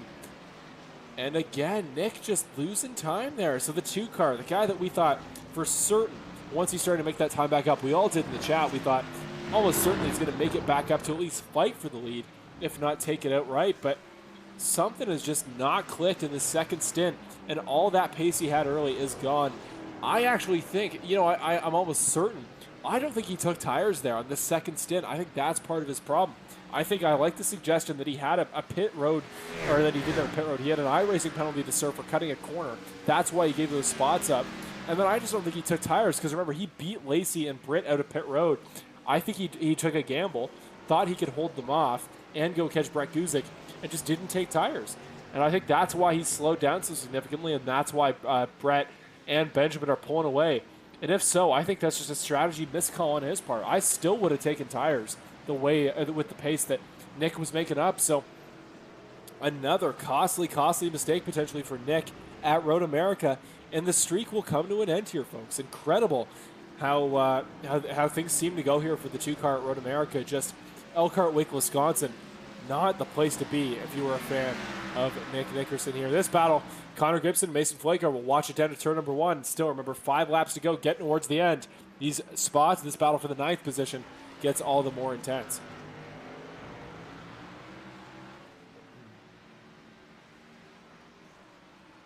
As well, we have a tiny little scrap here between David Lakey and Kevin Foster. Watch as potentially Kevin going to try the move here into Canada corner. Right now, to no avail, he stays behind, and yet will hold on to 14th. And looks like right now, at least for the moment, Connor Gibson holding off Curtis Yancey, Mason Flaggar. But we come down to turn number 3. We've seen a lot of passing maneuvers and even more mistakes in here tonight. Will we see one right now? No, going to hold the corner. And the 31 car does maintain 9th position. Through Canada corner, though, back up to the battle for the lead. The 7 car getting a pretty good run there off the corner. Had to really get the hands moving to settle the car down, but Brett does hold him off. Coming to 4 to go this time by here, folks. I want to hear it in the chat. Brett Guzik, Benjamin Lacey, who's taken their 2nd win of the season? Or, if by some miracle you think it's not one of these 2 gentlemen, who do you think gets the last, the first podium spot, as well as the rest of them? Any wild, crazy takes? You think somebody's going to make a mistake? Let us know down in the YouTube chat. And unfortunately for a guy who just hasn't seemed to have the luck in the second stint, Cody Welch there with that front end damage has once again got off the racetrack. He's gotten wide there in turn number 1. Saved it though, kept the lad pedal down, but there is Ricky Hart Jr. coming up on him in the replay. And yep, the 1 car just comfortably scooting by and taking over that number 6 spot. So back to the lead, though. Here we go, folks. Long straightaway and a hard braking zone. Lacey going to peek to the inside. 4 laps to go. Not many more chances if he wants to go for his 2nd win in 3 races. Down to the inside. We're side by side to the braking zone. Who will hold on? Can the 7 get it wound up? He's going to go loose. He's going to go wide. He's going to go off. Benjamin Lacey throws the Hail Mary pass, and it's picked off as he just goes wide off the exit of turn number 3. And was that the opportunity? Was that the chance? And it was just squandered by the tiniest miscommunication on the brakes. Heartbreaking. Right as we see in the chat, this time it's not on the commentator. This time it's not on me. And we've had a pick for Lacey and he has immediately gone off the racetrack. Heartbreaking to see. Regains his spot here back on in second, but Sean Britt's not too far behind the 98 car. Going to try to chase him down, but if you're a Brett Guzik fan, this about seals the deal for the 04 car, provided he can just keep up a pretty good pace. Of course, 8 more minutes of racing, not insignificant whatsoever, but to be a full half a second slower every 30 seconds, as we would be at this point, every minute to be 30 or half a second slower on average every minute for the next 8 minutes doesn't sound like Brett Guzik to me. So we will see what happens here to cap off tonight's race. But 04 car, if he does get that win, what a deserving finish it would be. And one more time, I want to remind you, coming into tonight, the 5 winners who had won a race on this, the 11th season of the Bandit Racing League, it was Nickerson, Yancey, Hart, Guzik, and Lacey, all of whom have had really good nights tonight so far. But Brett Guzik, after winning in Atlanta, would become just the second 2-time winner this season. 3 to go now. And it has been a change for second. Sean Britt gets the move done here on Benjamin Lacey. We go back to the replay here, Butt Kicker Racing replay. We'll see how he did it, and it was another mistake by Benjamin Lacey. Really squeezed the corner. Britt had to go to the grass to get that pass done, but Lacey does keep it on the track, does get it back on the in his groove, you could say, or back to his forward progress, and is going to give up second as well. So Lacey just seemed so promising this finish. The guy that I called the closer last season, all of his mistakes have come in the closing moments of this race at Road America. Is he going to try it again? That same inside move that cost him in the fight with Guzik, is he going to try it again? This time he makes the corner, actually does make up a pretty good amount of ground, but all of this scrapping and Nick being on old tires, by my estimation, has meant that your race leader has just taken off. Things looking good now for Brett Guzik. Cody Welch again, I believe, has gone off track. Just all of your leaders now taking a brief excursion to the grass at some point. That's exactly what it was. The 85 car just gets a little bit too loose and already damaged to the front nose. You see, that's not going to help him handle whatsoever. But yeah, Cody Welch. Yeah, you couldn't write up the second half of this race to go much more, unfortunately, than it has. But still, 8th place, not going to be bad in the points, just not what you were hoping for if you are a Cody Welch fan. One of the many that we have here in the Bandit Racing League coverage on Full Send Racing Network. Oh my goodness, we've had in the background on this camera, Chad Eldridge on a Staticam that wasn't supposed to pick up a car there. We've seen the 11 car get wide, hit the grass, and hit the outside wall there through the kink. Of course, Chad currently sitting in the 15th position, a couple laps down, so we'll likely lose the spot here to Jackson Knock. But if he can get back to the pits, get a quick repair, should be able to finish the race still in the top 20 at minimum. Across the line here for Brett Guzik momentarily off the final corner. 4 more minutes of racing ahead, as I would estimate, at one of the longer track road courses here on the service, at a race that is extended from the last time we ran it. It was 25 laps back in Season 8 in the Xfinity cars. It is up to 30 laps here tonight, but the longer race duration has only suited Brett Guzik, as the longer it's gone on, the more that 04 car has looked certain to get a second win of the season. I'm really interested to see, as we see this battle here between David Lakey and Nolan Gross for the 11th position. I'm curious the perspective we're going to get post-race from Brett on that incident. How apologetic he's going to be, or if after that incident at Sonoma, maybe when Nick hit him on that last lap, maybe he thinks it was deserved and he was just getting his shot back. But here we go. Good move there by David Lakey all the way around the outside. Stellar driving by the 84 car. He'll pick up the 11th spot on the outside fringes of the top 10. Of course, is now actually a full minute back of Mason Flagar for 10th. So not going to pick up the top 10 unless somebody up front has an issue. Will David Lakey, but really good drive overall. I'm impressed with what we've seen from him, and generally speaking, I don't think you can be too disappointed if you were a fan of the 84 and you see him finishing comfortably in the top half tonight. A few final mentions here. I do want to shout out the fact that Terry Condis still will remain your biggest mover in tonight's race. Started 26th up to 19th. It's been a quiet night so far for the 32 car, but hey, biggest mover of the race. Nothing to complain about whatsoever. And close in that front was Ricky Hart Jr. He started in 11th. He's moved up to 6th. And Hunter Henry started in 20th, has gone up to 15th. Cody Welch, I'm seeing, has crashed again. Turn number 3 has not been the friend of the 85 car, trying to get it spun around. But again, I don't know if he locked it up, got loose or whatever, but Connor Gibson, here he comes. 31 car going to get him, 72 car going to get him. And just like that, goes from 4th to the end of the top 10 in just a couple laps. Heartbreaking finish for Welch. Here he comes. The run down to turn number 3. Here was the spin.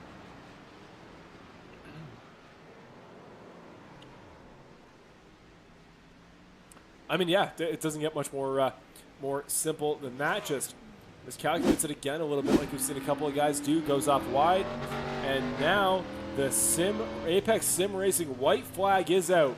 Final time through turn number 1 for Brett Guzik. This is going to be exactly the race he needed, what the doctor ordered for a season that's been up and down. Remember, back in Atlanta, he dominated start to finish. That was a race that you could tell very clearly he had an agenda. He wanted to win, and it was just one that was going to mean extra to him, whether he dominated or won it in a close one.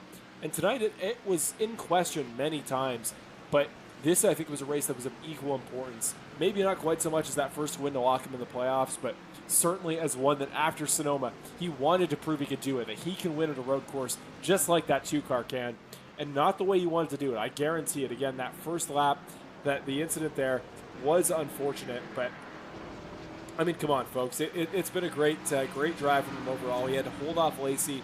In the end, it was that final mistake that ended up costing him. So, you know, in some ways, I think it's safe to say that, you know, it wasn't the battle to the line, the last lap fight that we saw at Sonoma, but it was a great race overall here for Brett Guzik. It's going to be a deserved one. Final time through the carousel. He is getting close here, and I know we got some Brett Guzik fans in the chat, so I want to hear some excitement, and if anybody has any sentiments or any words for me to pass on to Brett in the interview, be sure to let me know. Final time on the backstretch through the kink, looking for some battles throughout the field here, but besides this one scrap down here this is the 15th position between Jackson Knock and Hunter Henry. We are to avoid up battles. Is Hunter Henry actually going to get loose on the final lap? The number 9 car going to give up that spot. He will finish presumably in or around 16th. Through Canada Corner, Brett Guzik, we go on board with him up the hill as we see a car parked on the side of the racetrack. He doesn't care. Final time in the up-hand lefter kink. And final corner, right-hander at Road America. It's not the way we would have wanted to see it. Nick going off in the very first corner by contact with Brett, but he holds off Lacey. He holds off Britt, and Brett Guzik, second win of the year, and we have a new king of the road courses here at Road America.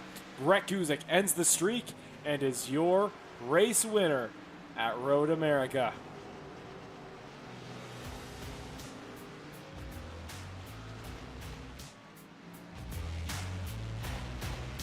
There you go, folks. Yeah, great moment here for Brett Guzik. He is going to be proud of himself on that one. We've also got Sean Britt coming across the line here momentarily. Benjamin Lacey as well. Nick Nickerson now does finally come across the line for his moment. But yeah, just I think there were a lot of ways he could have written it up that would have been a little bit less stressful for Brett. But all things considered, it is the result that both he and all the Brett Guzik fans out there would have wanted.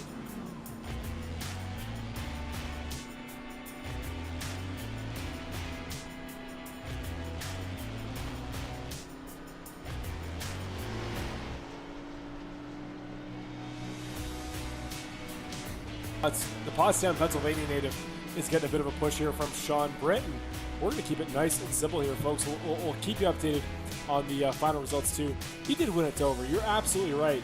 I just saw in the chat there, great point. This is his third of the season. I don't know why the graph or our online data was misinformed. I believe it was because there was a bit of a dispute there post-race with some iRacing things. And yeah, this will be, you're absolutely right, his third race win of the season. Actually becomes the first driver to get to 3 this year. So great catch there. Thank you very much to Mama Goose in the chat. Of course, a close, you got to think, fan of Brett. So awesome here. And we're going to go straight here into the broadcast booth. Let's get the final results up, scrolling up top for our interview. And here we go.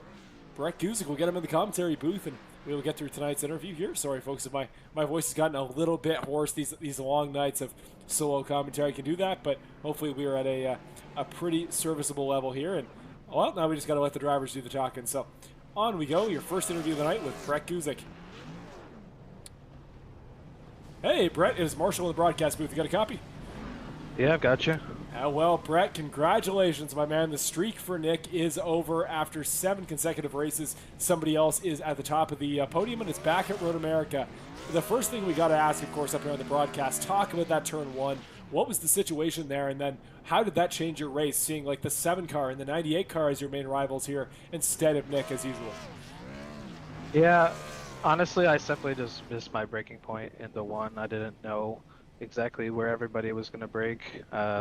There's a lot of guys breathing down my neck, basically going into one, and I didn't know if they were going to stop or not. And I ended up breaking pretty late, and Nick braked pretty on time, I think. And unfortunately, we met in turn one, and I don't know what I can really say to make that situation any better. But after that, I was just kind of driving around at that point, just trying to stay out front. That last pit sequence, I pitted a lap early. I had to save a bunch of fuel there at the end. It allowed Lacey to catch up to me basically, and we held them off. Ran out of gas basically after turn one, so we saved just enough.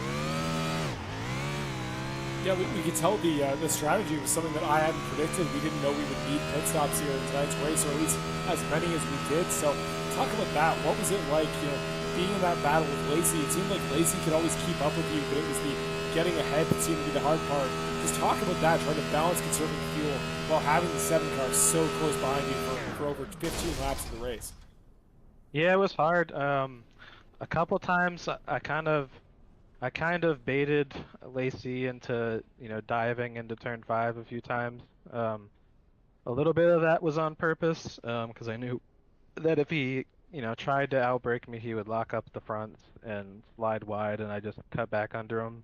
And, hopefully he messed up enough to, you know, me to get a little bit of a gap there, and that's ultimately what happened a few times. Realistically, because I was saving fuel, I wasn't really using a whole lot of tire, so I was just kind of on cruise control, and I could run a pretty decent pace with the way things were going, and that's basically what was the name of the game there.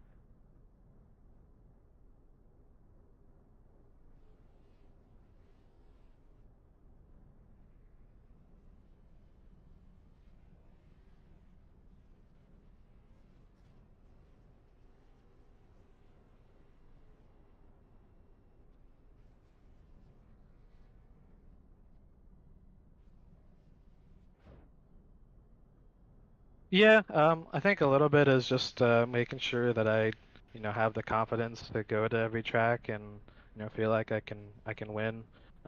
Here, I don't think I necessarily had winning pace. I think obviously Nick probably had winning pace. I've made too many mistakes to, even feel like I should have had the win on pace, and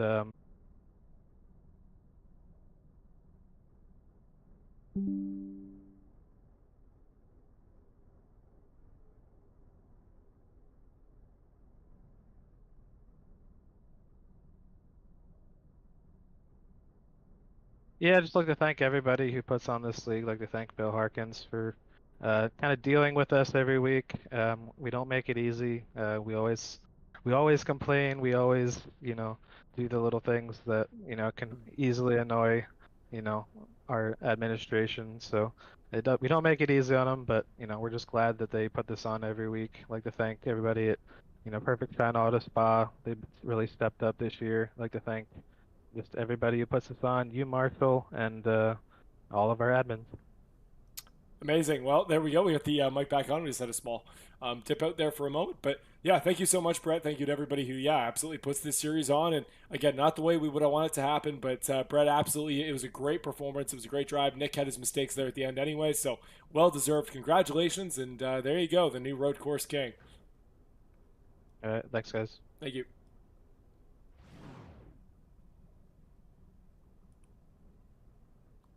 There we go here, folks. The big win that we've all been looking for here for somebody other than Nick. at the road course, and it is done here at Road America. So again, congratulations very much to Brett Guzik for that performance. And again, apologies for if my voice starts dipping out on us here again. This is always a quite a difficult endeavor here to do an entire race on commentary, but we are getting through it. Hopefully, you guys can still understand me, as squeaky as I may be. And there we go, here, folks. We're good. We got a mic. We're set to go. And now is on to our second interview of the night, and it's a guy that. Well, earlier in the night, I would have said we may be talking to as a third place driver, maybe not so much in second. Really good drive here in the end at Road America. It is Sean Britt coming home for, I believe, second podium of the year. Rollsville, North Carolina native. Let's get him up here in the broadcast booth.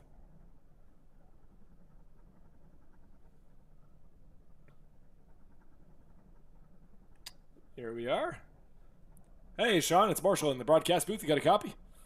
Yeah, I got a copy, man. Welcome, Sean. What a performance, man. You come home for second. You get Benjamin there at the end. And first question I got to ask, there was great pace in that car tonight. There was all sorts of chaos up front. Nick had issues behind. Is any part of you feel like this could have gone a little differently and this could have been that first win for the 98 car tonight? Not really, man. I mean, I would have loved to, but me and Brett, we were just kind of able to run pretty well. Brett pitted a lap early, and I was thinking I didn't feel really comfortable pitting on lap 19. And I was thinking later in the run, I'm like, he might run out of fuel. I might be able to get him. And then I kept like talking to him because we were both in the same VC. And I was like, how much fuel you got? He's like, I got enough to make it. I'm like, all right. Well, at least he got it, you know? Yeah. Yeah, no, you guys managed to bring it home in about as best a performance as you possibly could have. And Road America tonight, it just seemed like nobody could keep it on track longer than 10 laps. Even Brett was making mistakes. Benjamin was making mistakes. I would say no driver did not venture into the grass at some point in tonight's race, but your car, one of the few virtually spotless entries in the field tonight. Just what was if you want to do a percentage slider for pace versus consistency and ability to avoid said grass, what would your slider look like tonight? Where were your priorities at? It was just being consistent, man. This, as Brett has always preached about it, it's you're racing against the clock. You're not racing against people. So it's just more of a matter of time when you'll probably catch up to someone because someone might make a mistake. It's not gonna. It ain't like these oval tracks that we've been doing. So it's a different approach that you gotta take with these types of road courses. Yeah, and with that, I mean, you rode it to glory. I mean, this strategy clearly was the way to go. And had it gone a little bit differently there in the last couple moments for Brett, who was also having some struggles, this could have been it. This could have been the race for you. And I mean, the 98 car has been stellar this year. You have been, I think, in my opinion, I will do a vote for it, I'm sure, at some point, but most improved driver, you'd have to take my vote at this point in the season. So what do you do for the playoffs, man? Like 3 more races, you got a little bit more time to settle in, get ready for that 98 car, but what's that next step you think you need to make? What do you think you need to prep for to be the best in that 8 races to cap off our season to become the champion? Just gotta be steady. Can't make a mistake.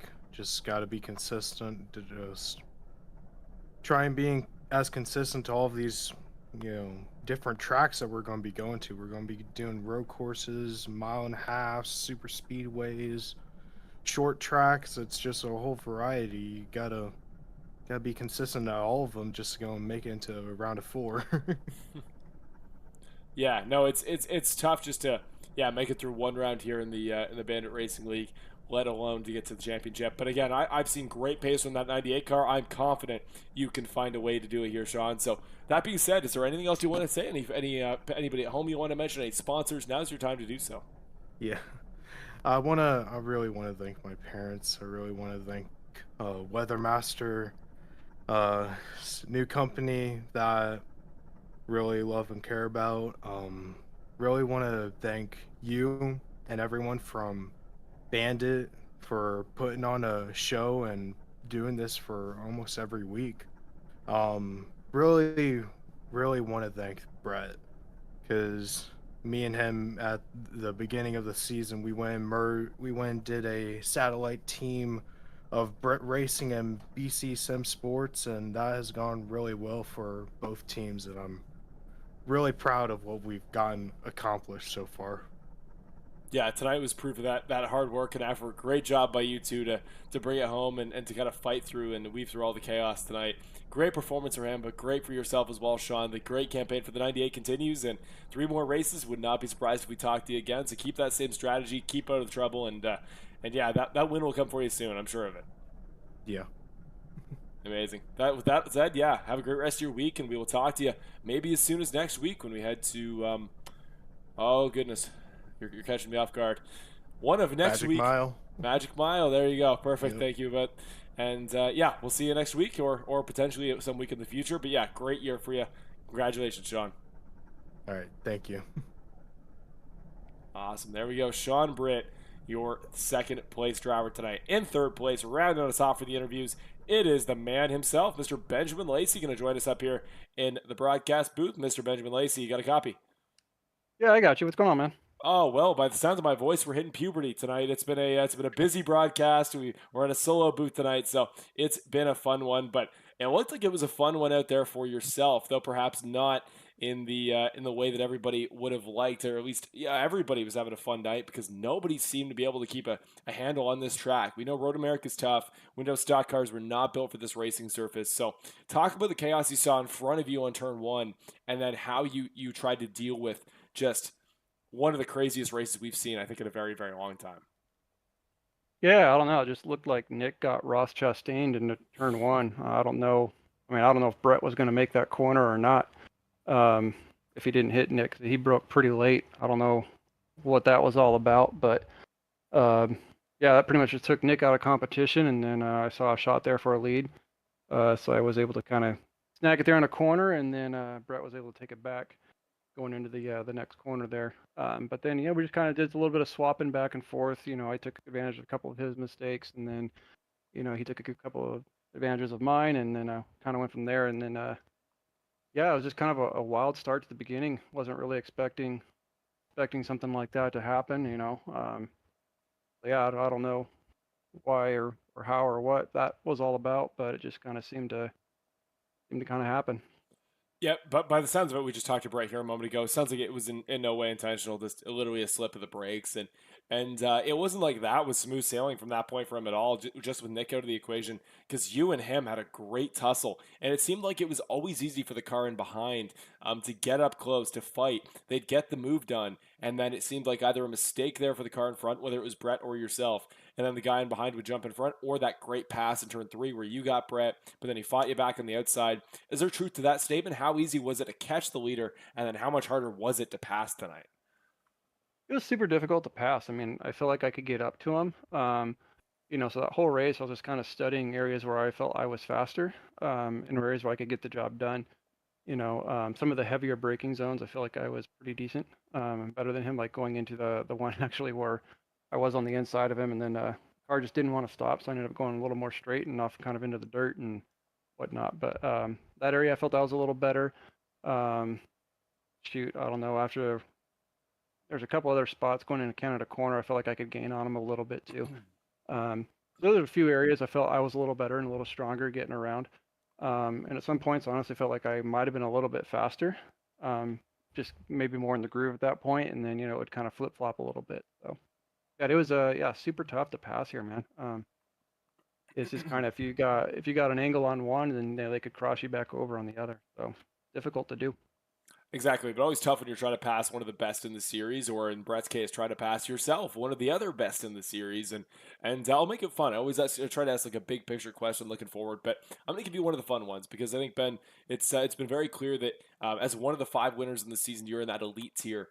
You're one of the very best this season, but based on what you've seen in the Cup car, at running in a variety of different disciplines like tonight, about as different as you can get from the usual oval, I'm going to paint you a picture. You're in the Final Four this season, let's just say, not to jinx it, not to commentators jinx, I've now knocked on wood, but let's say that 7 car is one of the 4 cars running in the final race. Who are the 3 cars that you see at this point, whether it's Brett tonight, whether it's a Nick? Who are those other 3 cars that you think are big threats and you think will really step it up once playoff time comes around? Nick's obviously, he's a guy that just seems like, I mean, look what happened to him tonight. He got basically yeeted out into turn 1, and then he was still able to come back and, finished, I think it was 4th. So, I mean, that's just the stuff that he kind of does. So, I mean, he's a guy I totally expect to be, in that final spot. Curtis is having a pretty solid year. He's got a win now too, at the dirt stuff. So he's kind of one of those dark horse guys that you don't want to underestimate, because he'll come and get you. So I mean, there's him. Brett's obviously going to do Brett things when it comes to the playoffs. He's going to be pushing things and trying to get to the front. Like a lot of us will do. So there'll be him to worry about. So there's a few Cody's in the hunt too. Cody's going to get a win. It's going to happen. I'm telling you guys right now. Yeah. He's hungry. So when it happens, he could be another guy that's in the top 4 there. So it's just kind of so many different players could be there. Such a competitive league. And yeah, it could be fun to watch toward the end. I'm sure it will be. And yeah, in New Hampshire next week for Cody. I know that's his track, and I know you guys are going to be getting set up for this one the same way that BC SimSport and their affiliates take the top 2 tonight. I know that you're going to have a very good shot with the 785 guys doing the same next week. But that being said, you know what we do here, Benjamin. You've obviously been here perhaps more than anybody this season. You've been racking up the podiums like nobody's business. So tonight, 3rd place, and very well deserved your chance to shout any sponsors you got or any friends and family watching at home. Yeah, Filming the Wild. Go to youtube.com/filmingthewild. Give them a shout out. They've been working hard on some new things that are going to be coming out, so just kind of keep paying attention there. And we got all of our sponsors here. I think we got Moza, Apex Sim Racing, Butt Kicker, Full Send Racing Network, Evan Wall Media. I feel like we're missing from here Perfect Shine, Auto Spa. So appreciate all our sponsors for being on board and doing what they do. And Marshall, sounds like you were a lone wolf up here tonight, so appreciate that, man. And all the admins and everyone here in this league. It's fun to be a part. Yeah, we really appreciate it as always, Benjamin. Yeah, I think this is the last week this year we can officially confirm that I will be running solo, so we'll have Chris back for the rest of the year, and it's set for a really good finish to the season for some exciting playoff racing. But first, you got 3 more races. You and Cody go do your best to give them heck there, and maybe put on a show like you did back at Charlotte. That was one of the best finishes I have ever seen. So best of luck the rest of the year. Great job tonight, and almost a win, but I'm sure you'll take the 3rd tonight, Benjamin. Appreciate it. And one more, I just want to give Sean Britt a shout out for that P2. That was a heck of a run there for him. So great job, buddy. Awesome. Thank you, Ben. There you go. With that'll round off your final 3rd place interview for tonight. Benjamin Lacey coming home with the final podium spot here at Road America. What a night it's been. What a night of racing. And with that, we're going to take you straight to your sponsors because we are ready to cap off tonight's race. We have iRacing, of course, the sim that puts this all on here in the Bend Racing League. But to our actual sponsors, Apex Sim Racing, your place for premier sim racing equipment, whether it be wheels, button boxes, pedals, doesn't matter. That is your place to go check it out. Unfortunately, as of right now, I know we have no description right now. We will. But if you want a great spot to go to the BanditRacingLeague.com website. Literally just put that in your search bar and go check out our sponsors through that page. And ApexSimRacing.com is another awesome, great place to go. Go directly there. And in future weeks, we will always have the link directly available for you to their stuff. Perfect Shine Auto Spa, as well as always, one of our favorite sponsors. They are a premier place to go in the greater Texas area. Thank you to Kevin Foster and GFR Racing for the premier auto spa. The official auto spa, goes without saying, of the Bandit Racing League. And we also thank Track Cams for Gourmets, your place for custom track cameras for iRacing.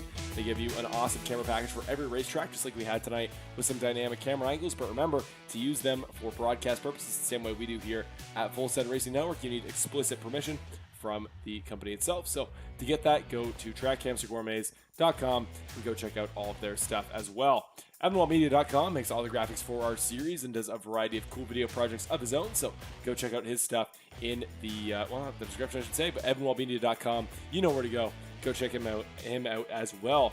Butt Kicker makes really awesome force feedback to elements for whether it be under your seat, back of your seat, really cool bass shaking speakers essentially that really add that extra level of engagement to your sim. One of the coolest things you can ever add. Any sim I've ever used with a Butt Kicker on it is just so much more fun, so much more engaging, and so much more dynamic. So Butt Kicker, awesome product. Go check it out.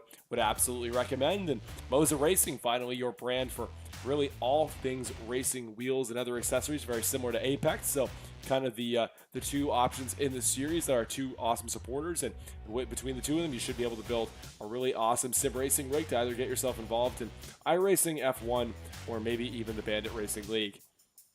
That being said, finally, we have Geezer Authentics, your place for all things Bandit Racing League merch. Go to geezerauthentics.com or check out the link through banditracingleague.com to go get some awesome products for drivers like the GFR Racing drivers, guys like Mark Allen Bivens, Eddie Haggy, anybody in the series, or some general Bandit Racing League merch. It all goes back to the series, supports the Drivers' Points Fund, which allows us to pay out drivers and reward them for their final performances in this season of the Bandit Racing League, and generally just a great way to get back to the series and give yourself some really cool products.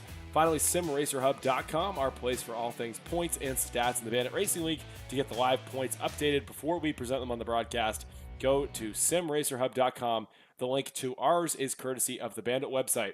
This has been the Lady Chaos Racing 30, and thank you one more time to Ashley Lyle for sponsoring tonight's race here at Road America. We really appreciate, as always, drivers supporting the series, and unfortunately, Ashley Lyle did not make tonight's race due to an internet issue, but we put on a great race in her honor, and just as we saw last time we were at Road America, somebody does manage to beat Nick here tonight. So what a race it's been. We're going to put up the schedule here one more time. Next week, we go to New Hampshire Motor Speedway, one of the best tracks, if not the best track on the sim for fan favorite Cody Welch. If you're a Welch fan, make sure you're back here next week. But if you're anybody, New Hampshire, great racetrack, really fun, 1 mile, nice and flat, will make for good racing.